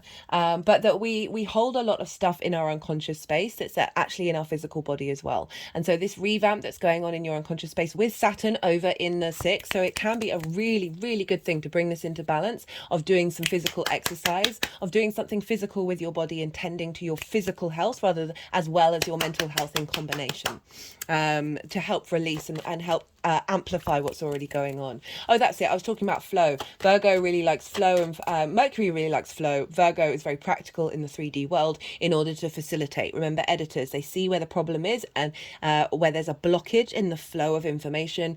Engineers fix things in order to build something that is in flow and is productive. Healing practitioners, because it's earth energy, are good at helping what needs to be supported in your body to bring flow into your body. I talked about the gut, healthy body. Get that in alignment, reduce your inflammation, and then your body is at more peace. Okay, right. Okay, what else is going on now? We've got my favorite aspect, my absolute favorite aspect. This was on the Gemini introduction, so go check that one out if you want to. I go into the mythology and everything in a way more detail and pull cards for it as well. So on the day of the retrograde, so now Mercury has gone retrograde. And at the time of the retrograde, Mercury is square Vesta. Vesta is an asteroid, and she's over in the sign of Gemini. I'm just tapping on my third eye.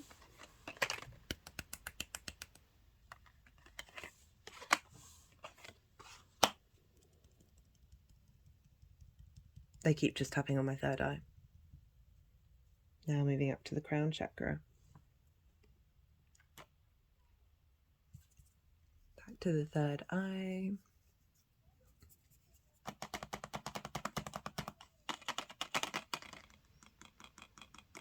They're now tapping on the infinity symbol. The Magician and the Strength card are the only two cards that have the infinity symbol. This is about balance. This is about the ebb and flow and knowing that you have all the resources that you need, but when we work with them in balance, that's when the magic happens. That's when we are in harmony with ourselves. What was I talking about? Oh yeah, Vesta. Vesta's over in Gemini. I'll keep talking while they're just tapping on the third eye. Vesta's over in Gemini. She's an asteroid, and Gemini is ruled by Mercury. And Vesta and Mercury have energetically hung out with each other for thousands of years. I love this aspect so much. They are like kin with one another. They know each other's vibe. They know how to facilitate one another. Vesta, so this is a goddess archetype that's linked into the half. Okay, in Greek, she is Hestia, and in Greek, Mercury is Hermes. And so the half, that which we gather around, the fire that we gather around to cook our food, to communicate, they're just also my other hands on my heart chakra right now. Where we cook our food, where we keep warm, where we gather around and tell each other stories.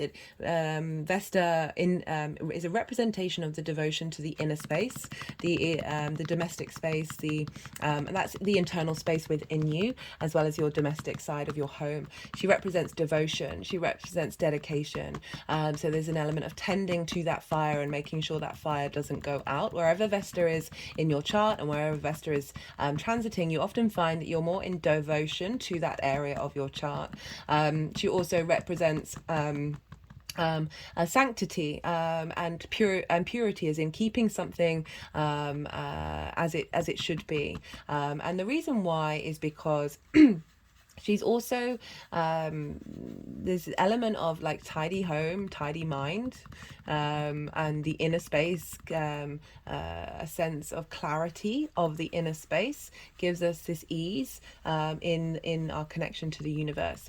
Mercury was more the outside world, right? The traveler, the path, moving along paths, going out in the world, the herdsman, the merchants, the sharing of information, the exchange, and sharing messages and going out in the world. Very exterior, very extrovert energy, whereas Vesta is more the interior space, the introvert, the going inward.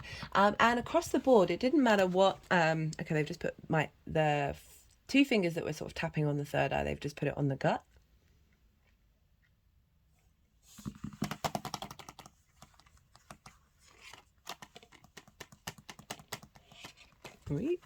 This is the Jupiter card, by the way. I don't like talking about the cards too much until we get round to the tarot side of the reading. Right, so it didn't matter what size your house was across the board, whether you were super rich, the emperor, or a slave, because they had slaves in the Greek Empire and the Roman Empire, that you would have a symbol of Vesta and a symbol of Mercury or a little altar in devotion, in dedication to these two energies across the board, because it represented the inner life and the outer life, as above, so below. The inner space and your external reactions to things, the outside world and the domestic home. And it was really acknowledged that of bringing these two into balance, because they are two sides of the same coin. Without one, we can't have the other, right? There's that sense of othering, and through othering, we understand ourselves. That there's this the need to bring these into balance and acknowledge the importance of both sides and ask for protection. Right, so often with altars and idols, this was honoring these energies in order to get protection. You don't have to, but that was definitely a thing that was used. And these two energies, these two versions of mythology, you can pull them back. Like they represent like the fundamentals of human existence and of our own divinity, right, and our connection to divinity. You can find them across the world. They're not just linked into the Greco-Roman period, but that's what my soul signed up to be in England, which the British Empire came from studying the Roman Empire. The Roman Empire came from the Greek Empire. So this is the modality that I work with at present.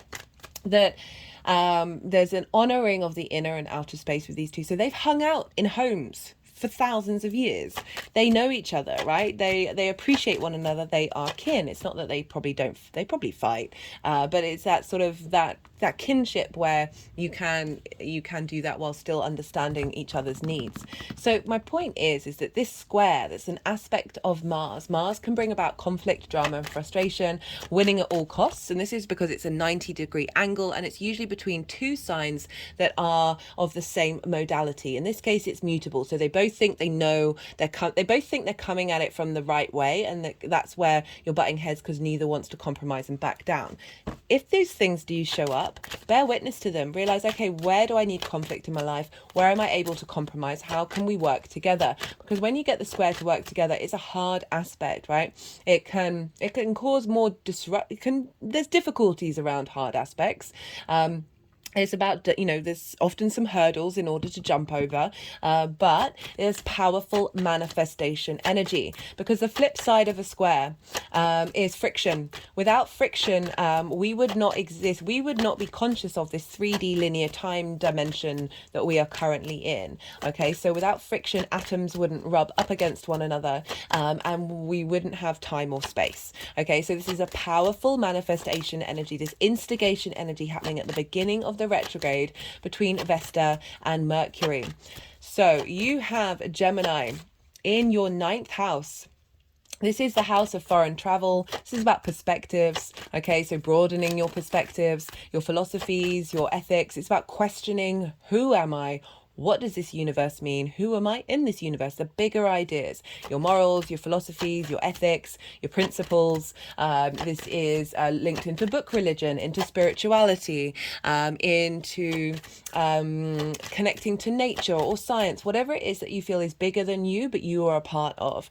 It's all about perspectives. The more that we explore perspectives, the wider our understanding and integration of the universe, and the comfort that we find in that expands. This is also, as I said, about foreign travel, but it's mostly about going and staying somewhere for a longish period of time in order to broaden your perspective, right? Because it's about involving yourself in an environment that is unfamiliar to you. I'm just chuckling because I'm thinking of my Libra rising friend who's gone to Thailand, where Vesta is, in order to be in devotion to her not only her mental health but her physical health, because this is also squaring Saturn over in Pisces. And it's also about learning and teaching. The more that we learn, every day's a school day. It's about mastering something. So it's about putting in some dedication to mastering a skill, and or doing a course that's like really elevating your understanding of something. The more that we do that, the more that we're able to share that perspective, not in order to change everybody's mind, but also provide wisdom in the perspective that we have and what we're sharing. And that may add to the people around you. So that's why the teaching and learning kicks in. So Vesta's over there really providing devotion to how you see yourself in the world at this time. Okay, another side of Vesta, and this is where it gets really, for me, this is because I was channeling this already, and then to really focus on this aspect, I was like, oh, that's why.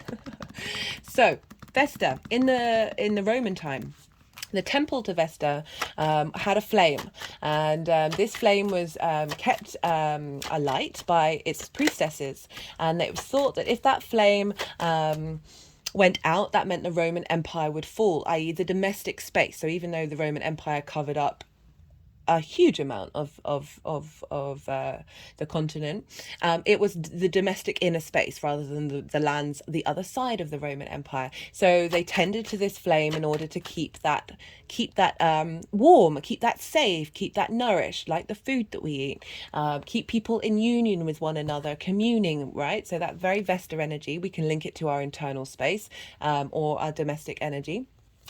But also contracts were held in the temple, wills, business contracts, marriage contracts, decrees by the state were all held in this temple. Well, not all of them, but if you wanted your contract not to be tampered with, you'd go and leave it at the Vesta temple, right? Because there's a lot of treachery that went on in the Roman Empire, and say someone comes along and changes your will in order to get the inheritance. Then there's a distortion of the truth, there's a distortion of that which is pure, right? With contracts, you go with intention to do a thing, and the other person will do a thing, and that is a binding oath, right? Trust, it's an element of trust, and the purity and the sanctity of trust, and how important that is. And Vesta is really tending to making sure that we are honest, that we are true to our word. And purity has a lot of connotations in it that I'm wary of, but there is an element of that with Vesta, of really being in devotion, and making sure that you are honouring whatever has been agreed upon. So these contracts that are being kept safe by Vesta. Now, we talked about contracts earlier with Mercury, right? Dealing with the exchange. And Vesta is the one who tends to their safety. So we've got a lot of soul contracts.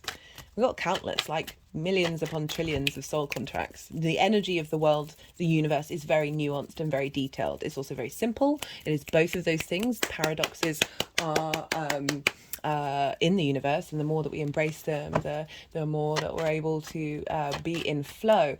Right, so this reassessing, this reevaluation of things with this Mercury retrograde, with the square with Vesta, is very loudly at the beginning of the retrograde saying we are reassessing the contracts that we have with ourselves, the contracts we have with other people, the contracts we have, our soul contracts, and the contract we actually have with our soul itself, with the cosmos. Whether it's conscious or not, because this is dealing with the 12th house, which is the unconscious space, you might not even be aware that's what's going on. I wouldn't say force it or control it, just be mindful of this energy. Even when we're just mindful and we're creating space for it, then it exaggerates, amplifies even. That we are here in this retrograde to instigate new devotional contracts that support our inner world, that then will ripple out in our outer world. I love it so much. I love it so much. And this is all about your perspective of yourself in the world. And so often we can have blockages around that, not being able to see ourselves clearly, not being able to find a sense of faith in where we are and where we're headed, right? And questioning and second guessing everything. The 9th house is the house of the gods. So it's a very spiritual house. However that shows up for you, as I said, that can be a connection to nature, a connection to science, something that is bigger than you, you know, maths, right? Maths is incredible. Okay. Maths is a very fundamental part of the universe, right? It's phenomenal. At the same time, we have the moon in Scorpio. This is sextiling the Mercury energy, and you have Scorpio over in your second house of second house of your resources. That was the Hermit card that just sort of wanted to say hello and then pop back in again. Of your resources, the tools that you have in order to make your money, how you manifest in the world. And how you value yourself and the things that you value. So most importantly, how you value yourself. The more that we value ourselves from a true space of honesty, realness, empathy, and love, the more that we're able to understand and work with the tools that we have in order to make our money and manifest in the world, right? And this is opposite Jupiter and Uranus over in Taurus, of the outside world's resources. The moon being here sextiling Mercury. Sextile is an aspect of Venus. So we've got this very creative energy coming through. We've got love, appreciation, connection, harmony. Sextiles are very free-flowing energy. There's an ease to it.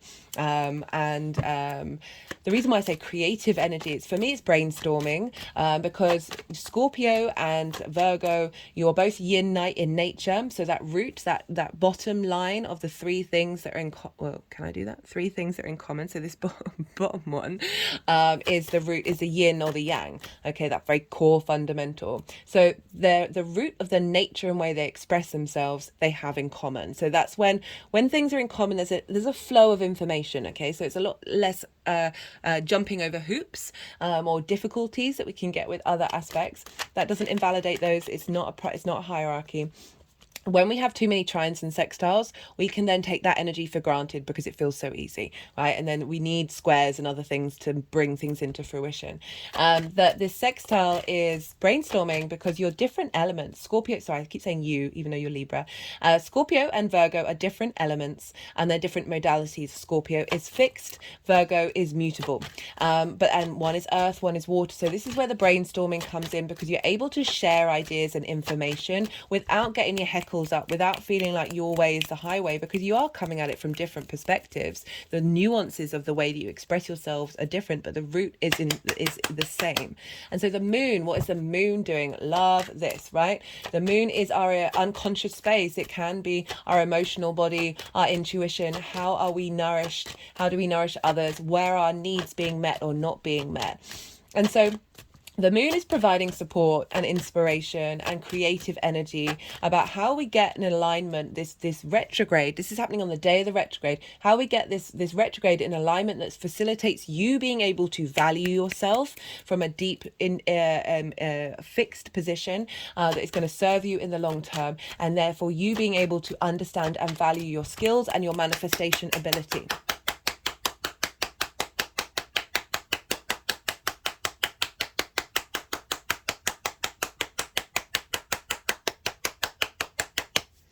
Love it. Love it, love it, love it, love it, love it. There's more, guys. There's a lot going on. As I said, right, I know there's a lot of aspects, and I know I'm saying a lot of things, but these do get repeated. So the information is going to get repeated. So the next time you hear it, it isn't going to be like, whoa, what is all of this? What is all of this? At the same time, Mercury is trine Uranus. So whereas before we had the trines with Jupiter, we now have a trine with Uranus on the day of the retrograde.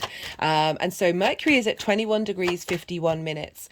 And it is conjunct Mars, which is at 27 degrees, so 5 degrees away. So it's still a conjunction. So we've got a real impetus of our drive, our motivation, and our passion to instigate change in this retrograde, right? Instigate a new way of engaging with information and how we use it and find different solutions, which is trining Uranus. That's independent, maverick energy, very innovative, outside of the norms, thinking in different ways, being able to be independent and confident being so, feeding in with a trine, the wisdom, feeding into Mercury and Mars on this day. So and Mars is incredibly independent. So we've got a lot of independent energy with this retrograde of wanting to break you free.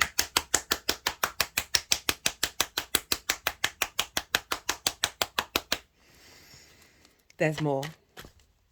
Pluto is over in Capricorn. So by sign, we will have for the whole of this transit an opposition to Saturn and Neptune. So by sign, not necessarily by aspect, but we're still feeling this energetically. So in Hellenistic principles, they still considered things by sign to still have importance and weight. And throughout the whole transit, by sign, we have a grand Earth trine. Now, I've pulled cards on this. That was in the Taurus and Aries video, I think, about this energy, and I'll talk about it a lot more in a lot more detail. But now we're getting to this point where Mercury is now making an aspect that's representing the trine. So the grand Earth trine is where we've got all of the Earth signs activated, and they're all sharing wisdom, elevation, cohesion, expansion, a sense of ease and flow and wisdom and knowing that brings opportunities, luck and abundance in the 3D realm. Right, in that earth energy, very practical, right? Very sort of like committed energy and being able to manifest in the 3D realm. And you've got Pluto, ooh, down in your 4th house. Now, you've had Pluto there since 2008. Yes, Pluto went into Aquarius for a little bit of time, and will be in Capricorn for a while. It's going to go back into Aquarius, and then it's going to go back into Capricorn, and then it's going to finally leave. What I've been feeling for this transit, yes, Pluto transits, especially in the 4th house, it's an angular house, can be very intense.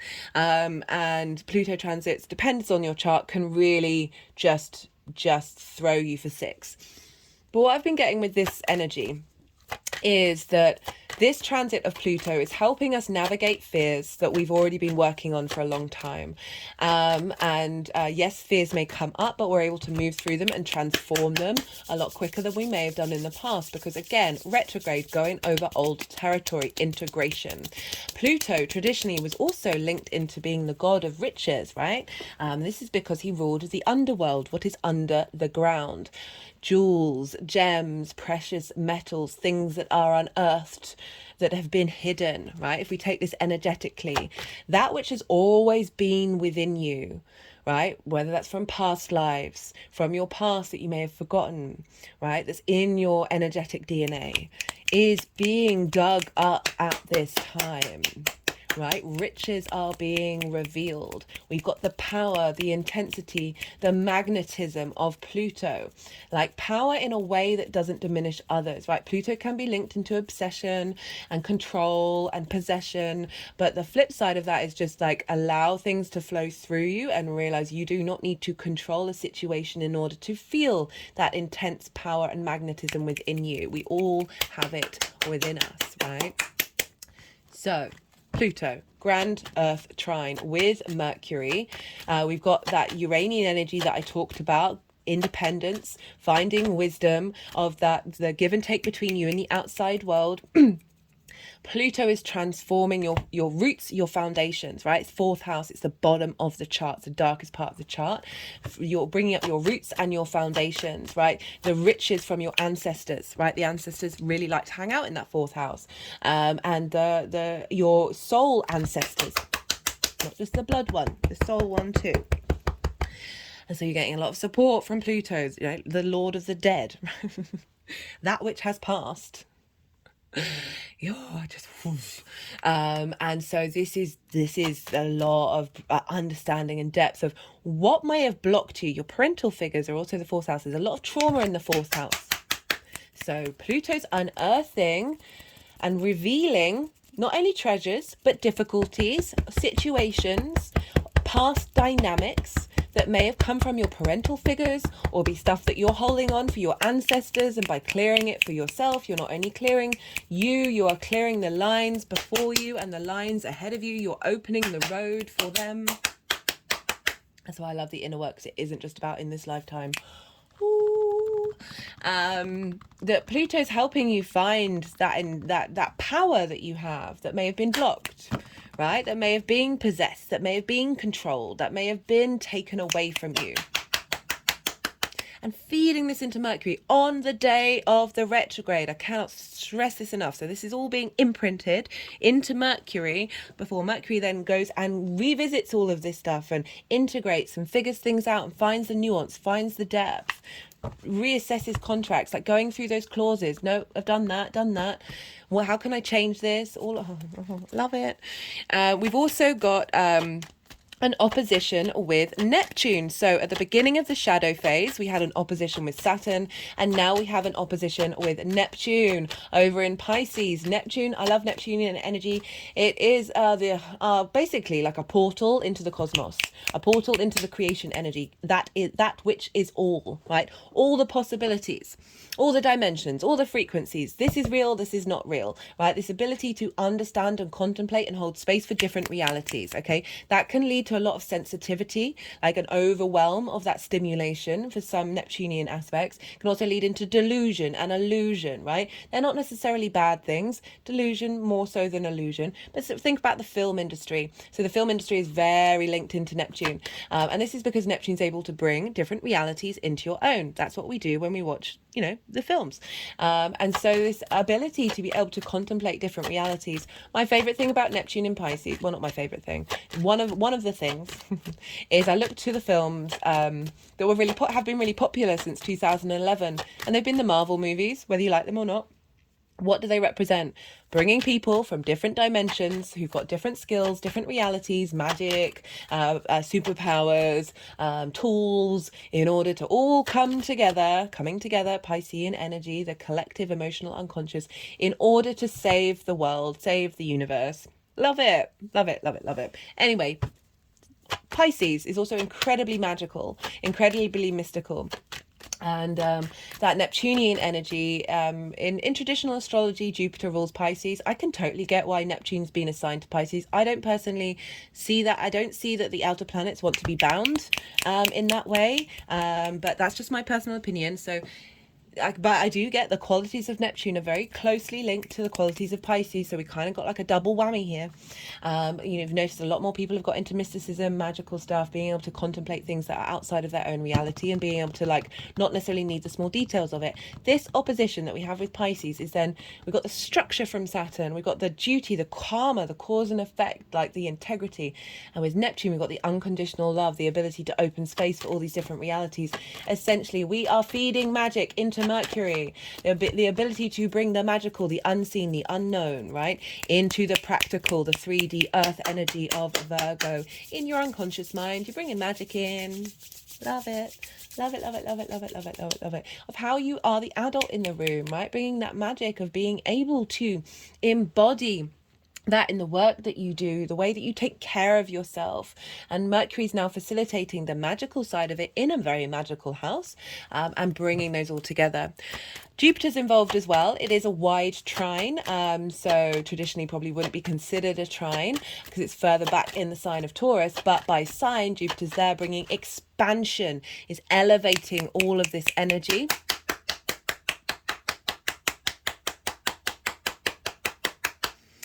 At the beginning of the retrograde. I love it so much. Okay, right, on the 4th of September, Venus is direct now. So she's retrograde at the moment. She's one of your rulers. Well, yeah, she's the ruler of your Ascendant, Libra rising, but you'll have other rulers depending on the rest of your chart. And so Venus is now direct, right? So she's on that third time of now moving forward. Okay, now integrating everything that we've revamped.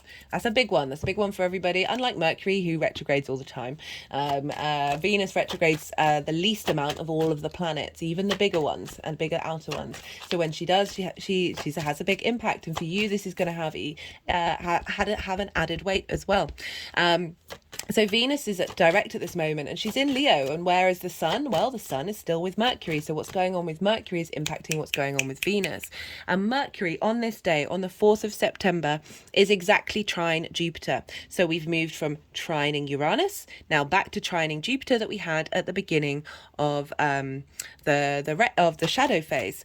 And the moon will be in Taurus as well. The moon is exalted in Taurus, so the moon's energy is raised up high. The moon can seek security and safety and can be a bit nervous, but in the sign of Taurus, which is ruled by Venus, Venus is essentially going, hey moon, what do you like? What do you want? What will make you feel good? And let's try and facilitate that. So the moon is in a very positive place. This is also you're being able to tap into your physical senses and understand the intuition that's coming in, and will be conjunct Jupiter while Mercury is trine Jupiter. So we've got a lot of energy from our emotional body and our intuition, our unconscious space, feeding into Jupiter the wisdom of this give and take between you and the outside world, leveling up that dynamic and feeding that into Mercury during its retrograde phase. So it's getting another boost from Jupiter of wisdom and ease and flow and expansion and a sense of opportunities and luck and elevation coming into Mercury during the retrograde. Another reason why I'm bringing this up is because 2 days later we have the Sun Cazimi, right? So this is when planets come into conjunction with the Sun. This is called a Cazimi, and Mercury is coming in conjunction with the Sun, and this marks the midpoint of the retrograde. This is a powerhouse of a day, right? So this is when we get downloads from the Sun. This is when we get this so often big reveals about a lot of what's been going on. The sun represents our vision, our clarity, our animation, our vitality, our purpose, our direction. It is the center of the solar system. The sun is a generator of light. We are light bodies. That's how we get downloads and messages come in, right? So we're getting this boost of Mercury is now completely on top of the sun. And so it's getting burnt up by the energy of the sun and transformed. The sun is also a portal into the beginning of time, just FYI, and the rest of the universe. Big energy. And so, as I said, this is the midpoint in the retrograde, and Mercury on this day moves from being an evening star, and this is when Mercury rises in the evening after the sun has set, to a morning star. So an evening star is more yin night in nature because it's rising at the nighttime. It's also kind of sort of retrograde energy of this looking to the past, of contemplation, of being in a state of observation. There's a softness to Mercury as an evening star. There's an introverted energy of not necessarily taking direct action so much, and very much a strategy of building of the nuances and the context before taking action. So after the conjunction with the sun, Mercury will then turn into the morning star, the midpoint of this retrograde, and it will then rise in the morning before the sun. So this is more forward thinking. This is more looking to the future because it's rising before the sun rather than rising after the sun. And so we've got this now yang day energy, more forward thinking, more wanting to take action, more extrovert, there's a more momentum here with this Mercury. So this is after everything that we've been learning with this retrograde. We're now still retrograde. It's still the midpoint. So, but now the shift has gone is to, okay, how are we going to think about this for the future? How are we going to bring this into the future idea rather than bringing those things from the past, and cultivating that? Now we're getting a bit more momentum to start embodying it and taking actions with this new dynamic that we've got with Mercury. Ooh, my head's just rolled back. And this is also with a trine to Jupiter. So Jupiter's still involved. And I really do love this. So we've got this wisdom and expansion, this elevation of the messages that are coming through from the sun to Mercury, right? So you may get clues. People may say things to you. You may hear something in the street and your gut is just going to go ding. And you're like, oh, that was meant for me. That was a download. Okay, my head's just rolled back again. Wait. It can be really subtle, can be very subtle, can be very loud. As I said, all depends on your chart.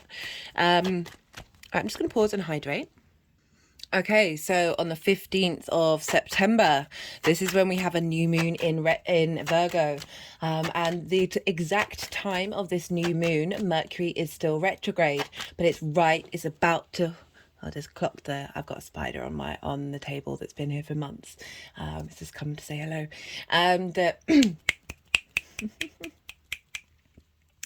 Where was I? What was I doing? Sorry, I got distracted. That this is when Mercury is about to station direct.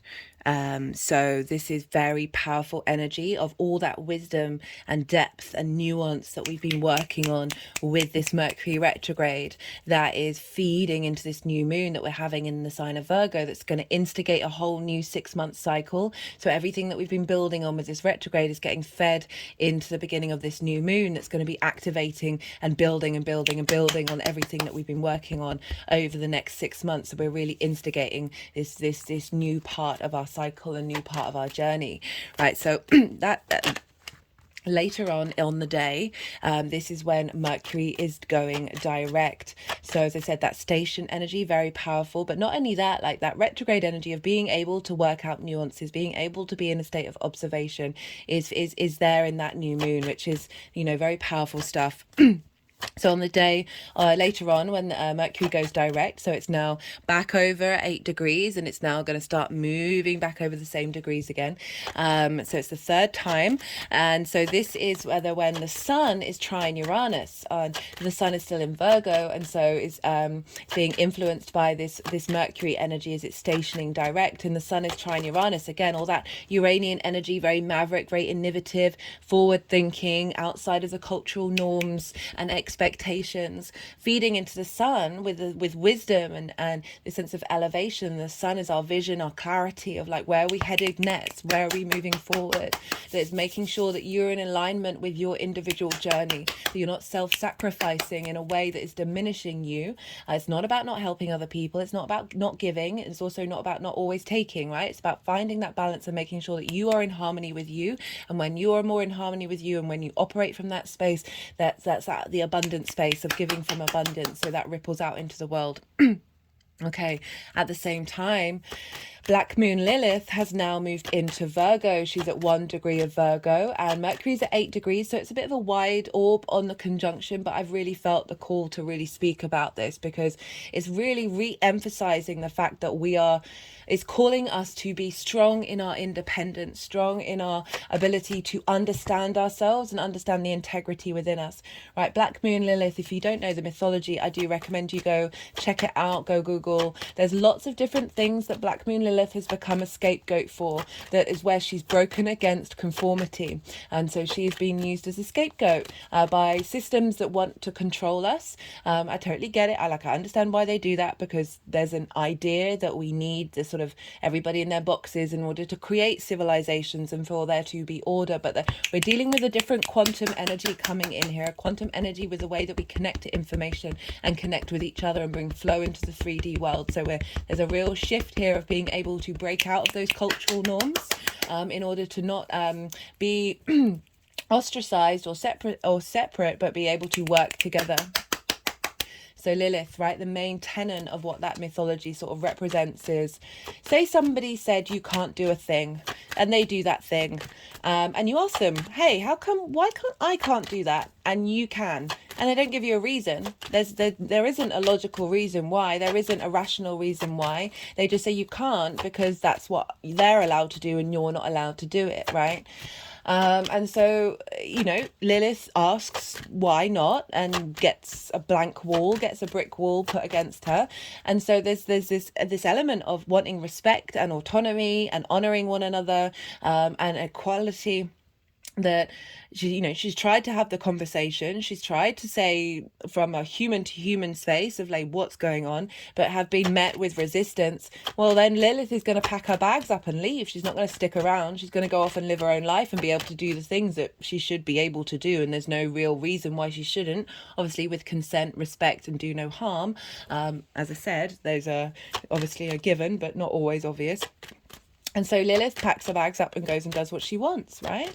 And because of that energy, she's been a scapegoat for the energies who break away from those structures, question those structures, right? This is about questioning authority. I have always struggled with authority if I don't respect what it's saying, right? I'm happy to follow. I'm happy to do what's said if I'm being told exactly why, and have an understanding of, okay, that makes sense. Like I can see why that's a thing. Otherwise, no, I'm the first. I'm out. I'm gone. Bye. I have Lilith on my North Node. Woo, okay, so. And she's conjunct Mercury, so she's talking to Mercury and saying, hey buddy, everything that we've been doing, now let's make sure that we're like really instigating that individual experience of saying being comfortable, but honoring the people around you, but not honoring that which isn't honoring you. So this in the 12th house, you've had a revamp over of the way that you engage with information in your mind, and the authorities that you have in your mind that are no longer serving you. You're starting new soul contracts with that. And Lilith is really emphasizing that at the beginning of the station direct, of saying we're in alignment with independence, with being able to be confident in who you are and allowing that magic to come out. And this is all opposite Saturn. Okay, so whereas before we had the oppositions with Neptune, now we've got the oppositions with Saturn. So the repeat things are happening over and over again. And Saturn's going, hey guys, cool story, like appreciate what you're doing and what you're saying, but if you're not in alignment with your own integrity, if you don't see the cause and effect of things, then things might not necessarily work out the way you want them to. Okay, so Saturn's saying don't be a hypocrite, right? So don't be one rule for you and one rule for others, making sure that you're not then judging people and what they're doing, but you're actually doing it, right? So really asking you to walk your talk with this independent energy. Also giving structure and support and being able to embody this in the way that you work in the world, the way that you do, the way that you be in the world. Love it, love it, love it, love it, love it, love it. So we don't have anything really in between this station direct motion. As I said before, like there isn't that much in between these main dates. So a lot of this energy is really imprinted that's moving then forward over the next 15 days, because on the 30th of October, this is when Mercury now moves out of shadow. This is when Mercury goes past 21 degrees and 51 minutes. And so this is instigating a whole new chapter, as I said. So often with retrogrades, this is when it really starts to get going. Some people, it's going to start going on that direct motion, but I would still be mindful of this is the integration. You get in a sense of you're driving around for the first time after passing your test, like you know what you're doing, but you're still getting used to not having the training wheels on. Okay. Excuse me. Okay, so this is a new part of the journey that we're going on with everything that we've been learning, okay? And Mercury is trine Uranus, so we've got the repeat of what happened at the retrograde. So on the 23rd of August, when it was stationing retrograde, we've got a repeat of the lot of the same aspects that are going on when it's now moving into this new cycle. So it's a reaffirmation of all that energy that I just talked about, very independent, transformational energy. This is now getting, Mercury's now getting a new boost of into the new part of the journey. I love it. So that's that trine to Uranus. The trine with Pluto over in your 4th house, so that grand Earth trine is being activated by aspect, and we've also got that opposition with Neptune, so we've got a reinforcement of the magic of you understanding yourself, re-enhancing the magic that is within you in your unconscious mind, as well as the riches of your foundations being strengthened in this new part of the journey, and the independence and the ability to sync up of different dynamics of give and take that are different to what you've already been experiencing, all coming together as we enter this new stage, this new development.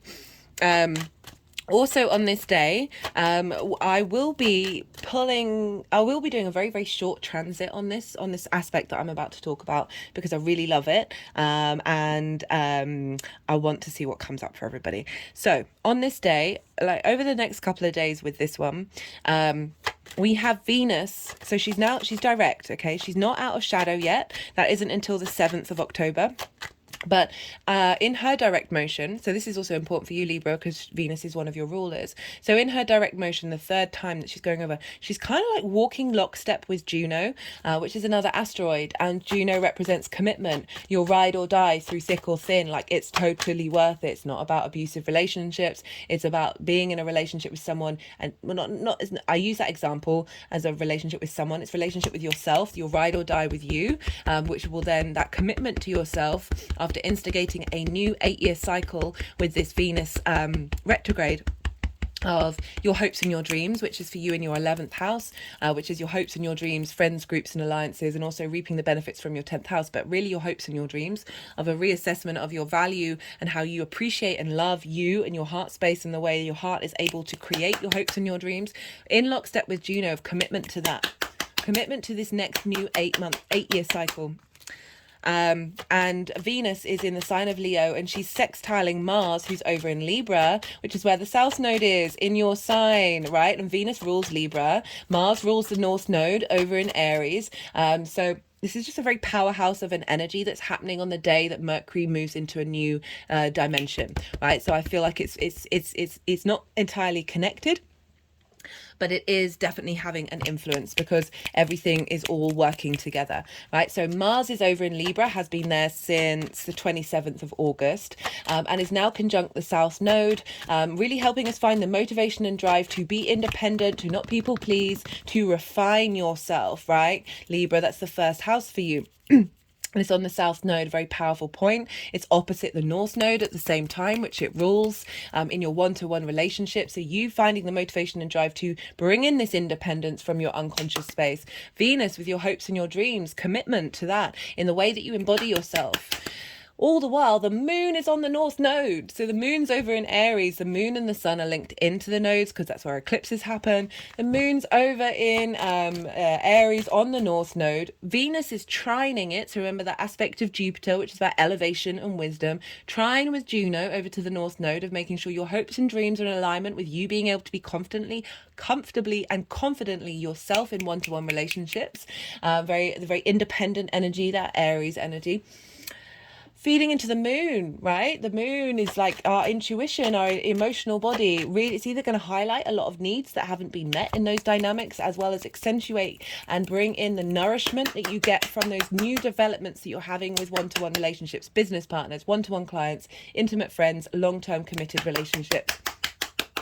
And that's all happening, having done a complete revamp, maybe not a complete revamp, but a big renovation of your unconscious space and your ability to access your magic. I love it. I love it. And this is on the day that it's out of shadow. Mercury's out of shadow. Powerful stuff. Powerful stuff. On the 2nd of October, this is the sort of final main aspect that Mercury is making before it leaves on the 4th of October into Libra, into your sign, and it's opposite Neptune. So the last aspect that it's making is this opposition with Neptune, really harnessing bringing the magic, bringing different realities into the way that you work and the way that you take care of yourself, into your the adult in the room, into your unconscious space, right? So often our inner child is running wild in our unconscious space because its needs haven't been met, and here we have Neptune feeding that into like instigating. No, we've leveled up now. We brought a different reality in, and that's being locked in. So love that. That is the final aspect. I know that was a lot of information. That was loads. As I said, it's all in the description box. So if you want to go check it out, write them down, see what's coming up for you during this time, all the dates, all the degrees, and all the decks as well. So this is when I'm going to go quiet. So I've said everything that I wanted to say in relation to... Oh, hello. Whoa. Okay, the energy coming off that card is wild. Ooh, okie dokie. So I've said everything that I wanted to say. And this is when I go quiet. So we've had the Yang Day side of the reading where it's all action, action, action, extrovert, stimulation, go, go, go, go, go, go, go, go, go. And you've had so much information. Right now is the time.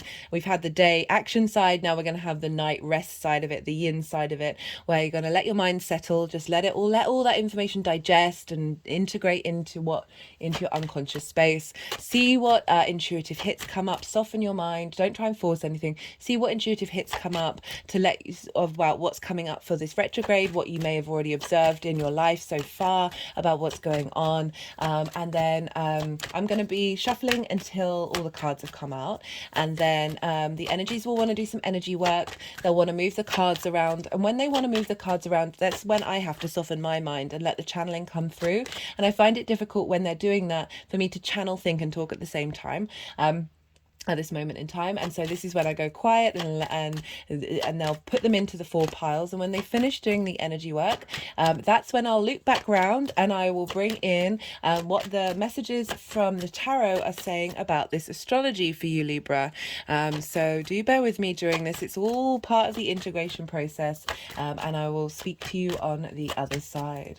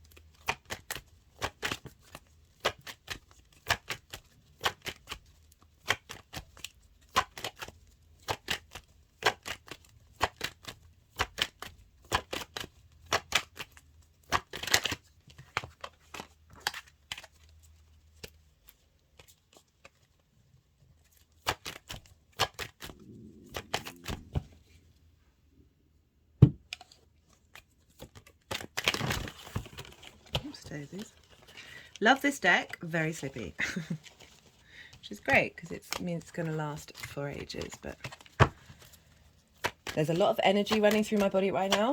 I can't quite describe why or what's going on, but there's a certain level of freneticism of messages that wanting to come out, perhaps all the decks sometimes.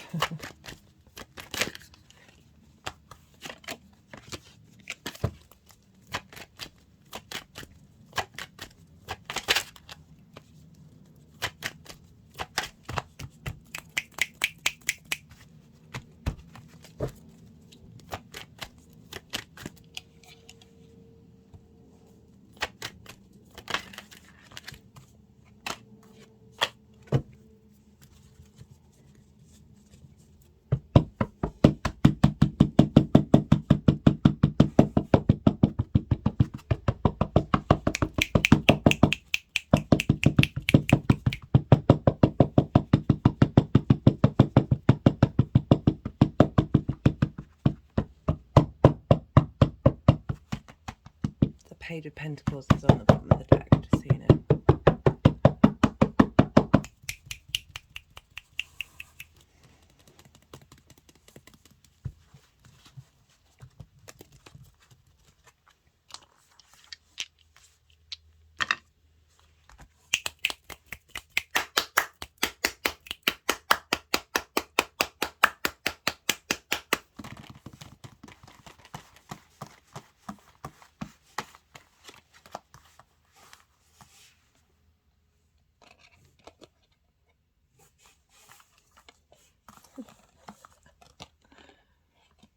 Okie dokie.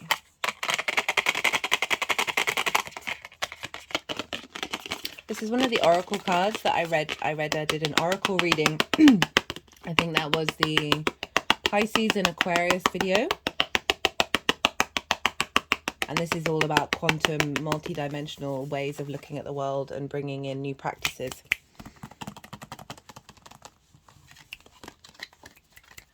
Oh, the energy is being very frenetic. They're very... I wonder what's going on. I wonder what the astrology is right now. Where the Ascendant is.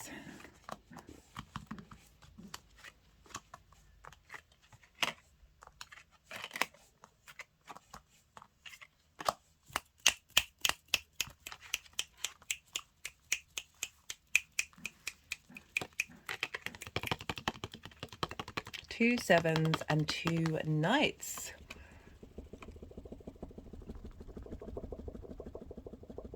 Is it two knights? Yeah.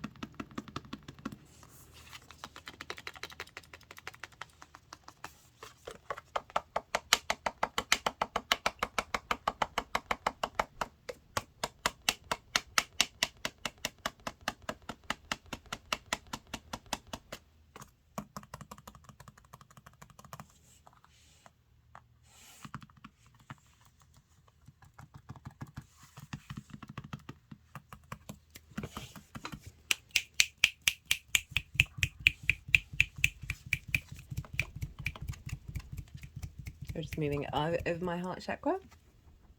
Now my third eye. Throat.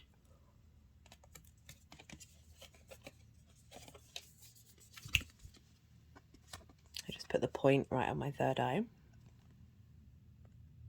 Right on the third eye of the Fool.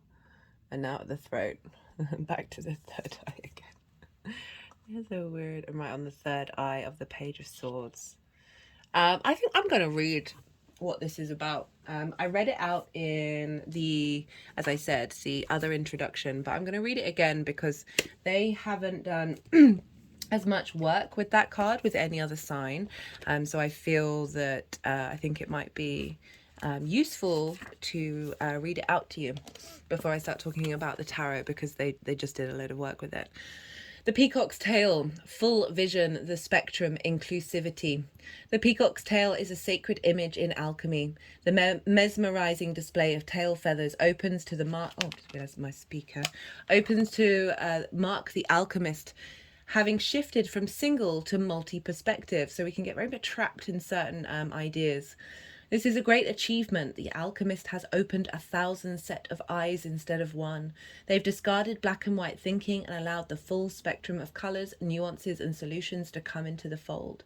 Creative solutions to complex social and political polarities can be found in this sacred space. The force field of possibilities has opened and the alchemist has entered a new paradigm belonging to multiplicity, dimensionality and inclusion. Utilize this perspective for positive change while it lasts. When falling back into black and white thinking, as any alchemist will do, envisage the splendor of the peacock's tail. Each feather contains a shimmering universe of possibility. Yeah, so essentially opening up blockages in your neural pathways in your unconscious mind that have been blocked by limiting beliefs and trauma responses, and like really being able to tap into that soul energy right at the bottom of it and the magic.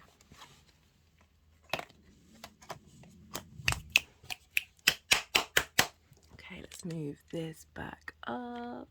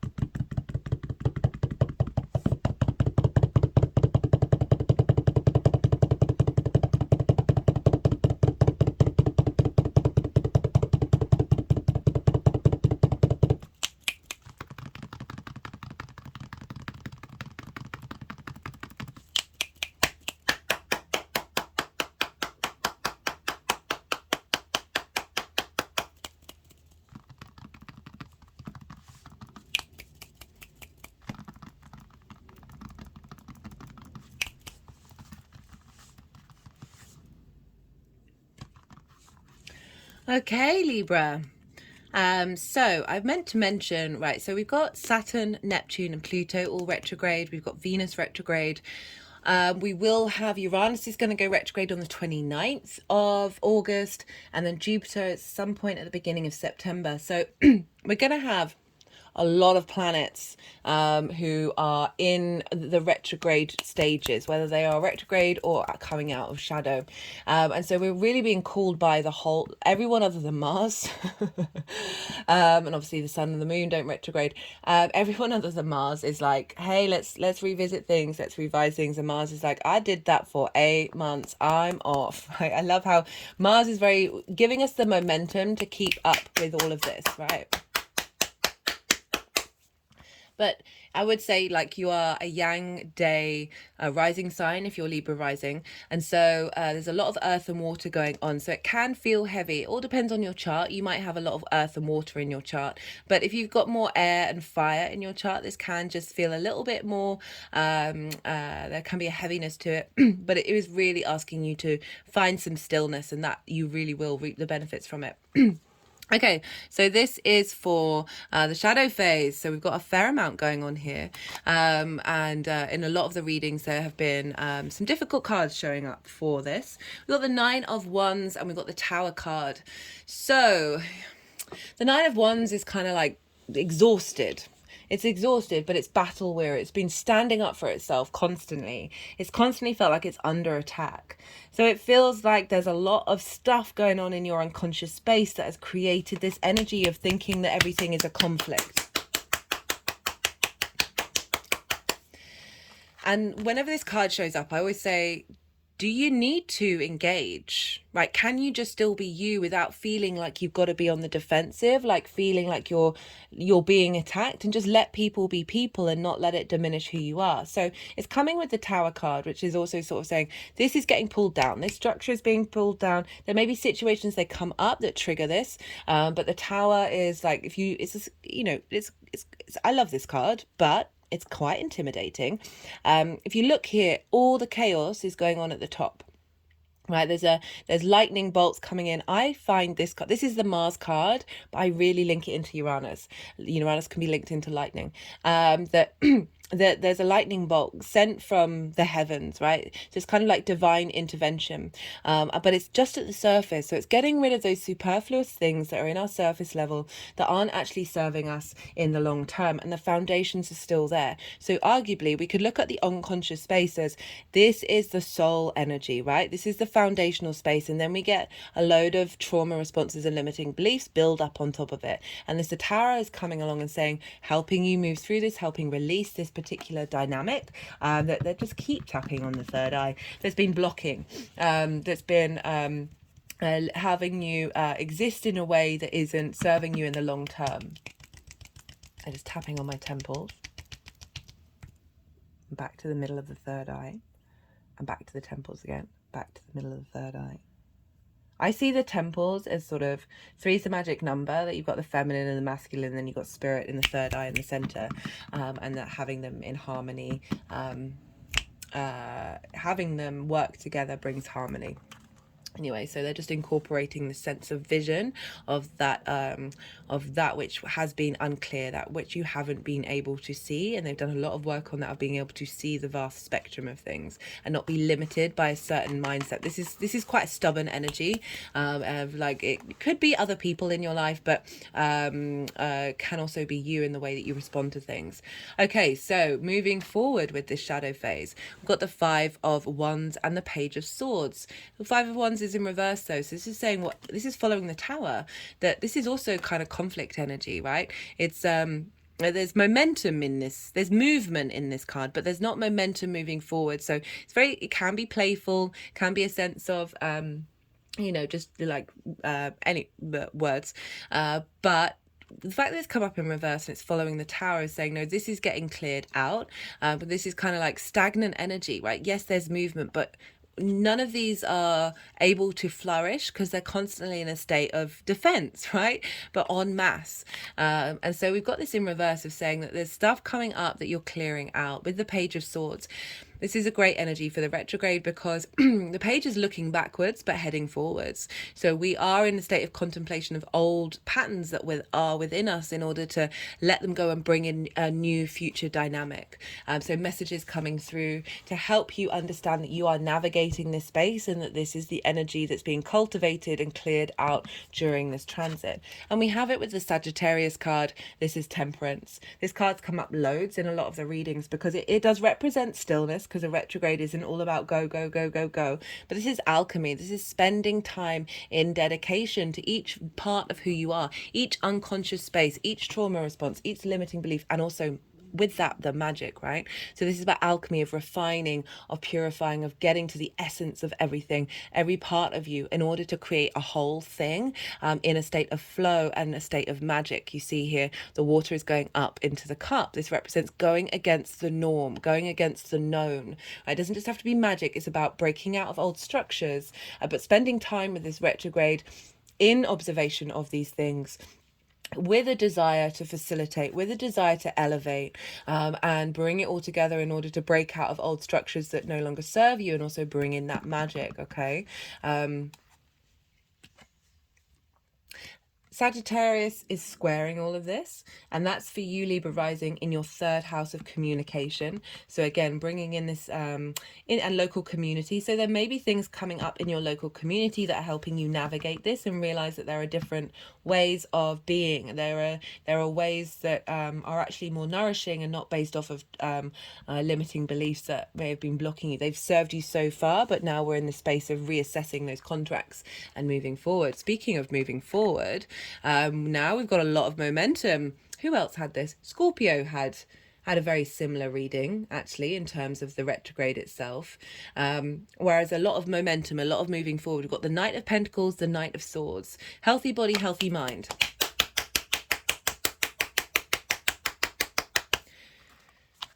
So this is very much you tending to your mental space and you tending to your physical body. This is a commitment to the 3D realm. This is slow and steady wins the race, while also being able to take action that is facilitating movement. So knights are very much the embodiment of the resource that they have, of the element that they have. It is about movement, it is about action and going out and trying things. So this retrograde, even though it is still a retrograde and there is this element of being in a state of observation, with these cards, especially with the Magician, this is really saying that through practice, through trying, get playful with things, trying new dynamics of knowing that you are being protected, because knights are very protective energy. That there are things that you're doing, that you're trying out, that you're reassessing, you're getting an understanding of what's going on, that this is instigating a new future forward momentum. We got this with the Magician. This is the Mercury card, right? So there is this element of Mercury coming in and saying, hey, I've got your back. I'm helping you understand you have all the resources that you need at the root of your soul, is so that we're able to then explore different dynamics. We're able to, this is very dedicated to the cause energy of like this knight is determined to get wherever it needs to get, right? Rather than the Knight of the Pentacles, which is often very slow and steady. It will get there in time, but this is like, I need to get there now. I need to do that. But it's a level of commitment that is just charging forwards. But I like the combination of the slowest knight with the fastest knight, of bringing these two into balance, and being able to understand that you don't need, you can navigate these energies and utilize all the skills that they hold. It doesn't have to be one thing or another. And also transforming this sort of stuckness of the 12th house and the anxiety that can come about in there, of being able to clear that out. Lots of different ways of looking at those cards. But the Magician, as I said, is the Mercury card.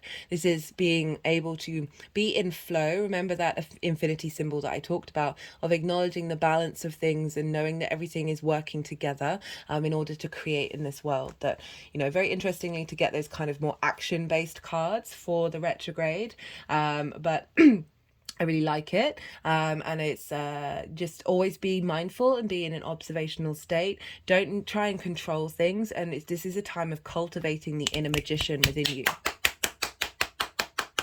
I also like the Knight of Pentacles and the Knight of Swords, of defending your mental space, of defending your body right now for this revamp, for these downloads that are happening.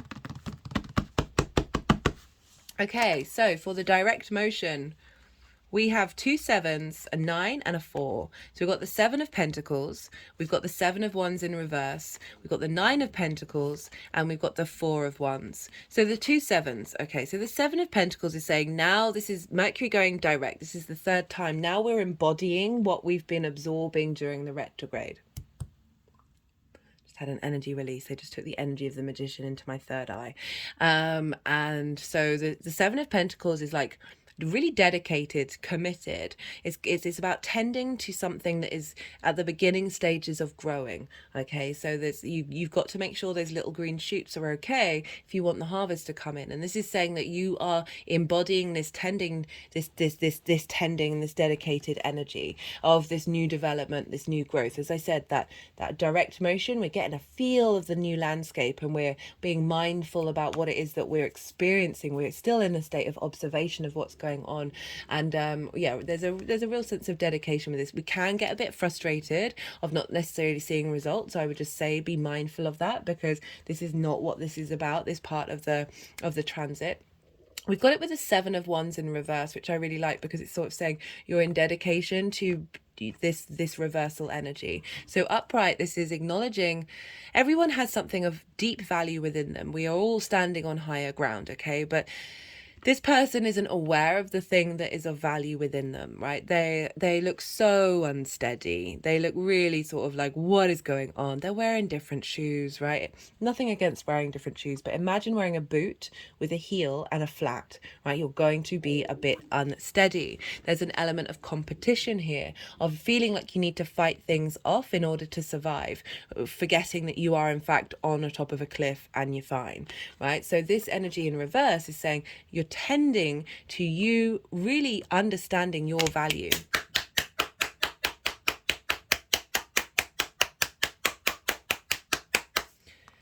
And when this shows up for the 12th house, I always see it's like sometimes we're doing battle with our trauma responses, our limiting beliefs, rather than sitting down and having a chat with them, and not shaming ourselves, not rejecting them. But it's in reverse, so it's following on from that is a dynamic that is being in a state of transformation.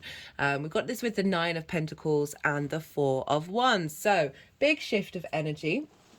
Right, this is leading to you making actions that that facilitate your abundance. Okay, this card has also come up quite a lot. Very independent energy, remember? So rather than perhaps making decisions that haven't served you, or feeling like you're under attack all the time, or things aren't getting momentum and aren't moving forward, this energy is saying, no, this is what we're instigating, this is what we're instilling. I think you've got this card a fair amount of times recently, Libra, which I'm not surprised with the South Node moving into your first house, of like really deeply understanding what is going to serve you in the long term, that is going to facilitate this abundance. And then we've got the 4 of Wands. There's an element of celebration here. There's an element of commitment. After having gone through this retrograde, right? So this is linked into the harvest. The harvest takes a year to do, right? So that 7 of Pentacles, wherever it was, that's the sort of the beginning of it, of like tending to the harvest. This is an acknowledgement of all the hard work that you've done, and this ability to now celebrate having had having put in a lot of commitment. It can also represent like big events that happen in your life.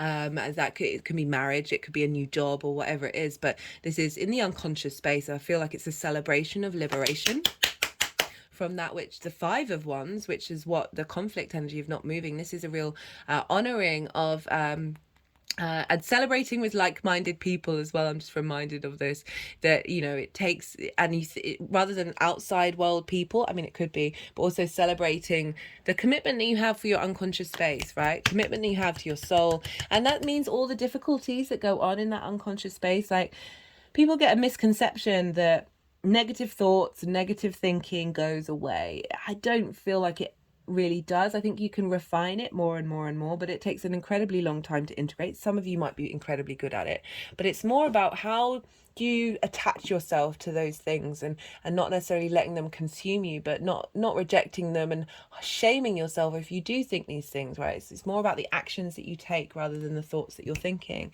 And this is really kind of saying that you're in harmony with your unconscious space in order to bring about a sense of abundance. For the energy manifesting moving forward, well, when this card flew out, the energy of it was wild. We've got the Wheel of Fortune, we've got the 10 of Pentacles, and we've got the Fool. So this is the energy that's manifesting moving forward. I love this for the 12th house. The Wheel of Fortune, it's Jupiter. This is a change of fate. This is a new dynamic coming in that is serving you. This is a positive dynamic, right? One that is fulfilling and nourishing rather than perhaps more challenging. So there's a revamp in your head, right? They're just sort of moving the Fool card around my head and around my throat and back to the third eye. That 10 of Pentacles, that's heavy earth energy. This represents legacy, right? This represents a commitment to the long term. I like this for the 12th though, because we've got this family here with dogs and a kid, and they're kind of dressed in one color. And then we've got the elder here sitting with his coat of many colors and very esoteric symbols. And this really represents a union of the magic with the mundane, right? Bringing them into harmony in order to create something that is going to last, right? This is a city, this sense of community, of stability, right? Of bringing together the outer and the inner world. And a commitment to that, a commitment that is supportive rather than destructive. With the Fool, starting a whole new journey. a whole new journey in your understanding and your connection to your mental space, like the unconscious space. The Fool's energy, I love it. Right, look how wide open it is, right? The chest is so far forward. This is about the heart space, right? Venus has done a revamp of your hopes and your dreams. It's facilitating your ability to connect to the magic that you have within you. And the Fool, it may look like it's about to just leap off this cliff, but this energy of going through life, the good, the bad, and the ugly, and seeing it as an adventure rather than needing to control it or feeling that you've got to if you're not doing this, you're not doing that, then, oh, maybe you're not good enough, or whatever it is that's in your unconscious space that may be blocking you from being able to find the joy in the day-to-day is really opening up here. And also, as I said, that magic is being instilled into your being, right? There's mountains in the background that represent a higher perspective. So even though the Fool can look a little foolish, it's doing so from a higher perspective. I love the Fool energy. And as I said, this is a new journey. And then Mercury's then going to move into Libra. So that's going to be integrating in your body, your appearance, and your character, everything that you've been learning.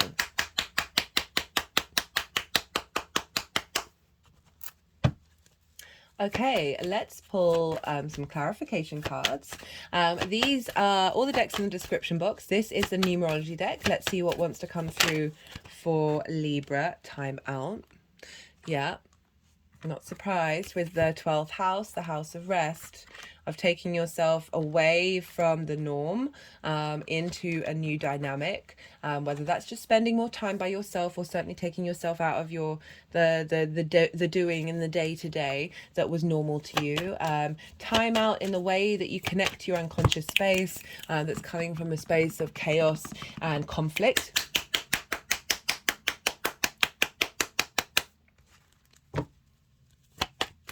I mean, look how sunny these cards are compared to, say, like that Tower card, you know, like there's a shift going on for sure. Right, oh, I was going to do, right, let's do the other deck first before I do my second card. Whoa. We've got thought and emotion, communication with your unconscious space, communication with your magic, emotion, control of self. So really being able to navigate any difficulties that are in that space, that anxiety, the depression, and having a sense of detachment from it, right? You can allow it to be there, but there is a part of you that it doesn't absorb, okay? Bear that in mind. Be the observer. This is an amazing transit for everybody to really get into observer mode. Yeah, just bear witness to things and not necessarily get swept away into the repeat patterning and repeat cycles. Okay, final card from the numerology deck. Let's see. Whoa. Parenting. What did I say about the 6th house? It's the pet, it's the adult in the room, right? So okay, it's kind of sort of suggesting that obviously like it doesn't matter what our parents do, what our parental figures do, they have a way of impacting our unconscious mind. Okay, so this is an element of being able to not only clear out issues around that, or really it's like start a new chapter of clearing that out, but as well as you being able to be the parent to yourself, right? Through certain levels of neglect, we then neglect ourselves. And this is really saying with that combination with the 6th house where Saturn and Neptune are bringing in a new dynamic and bringing in the strengths of solidity of how you take care of yourself. Okay, I'm going to pull one more card. Oh, wait. Okay, I was going to pull one more card because they were wanting to keep that there, but this ability to be both the Fool and an adult, which I love. Okay, so is there anything else that I wanted to say? No, I think that's everything, Libra. If anything resonated, if you felt like this has given you some perspective, some food for thought, there are things that you can do to help the channel. It's a growing channel, so all interaction with it helps the YouTube algorithm go, hey, we're gonna boost this, we're gonna send this out there. You can like the video, leave a comment, even if it's just an emoji, or let me know what sign you're tapping into. Personally, I love to hear from you. I love to hear how this astro weather is showing up for you. I will get back to you. It's one of my favorite things. Yeah, subscribing, hello new viewers, there's all sorts of different things, searching for the channel and accessing the videos that way, all that sort of jam. If you feel like so inclined to do so, that would be lovely, and but there is absolutely no expectation on my behalf for you to do so. Be good to yourselves, Libra, be good to those around you, and most importantly, be well until we meet again.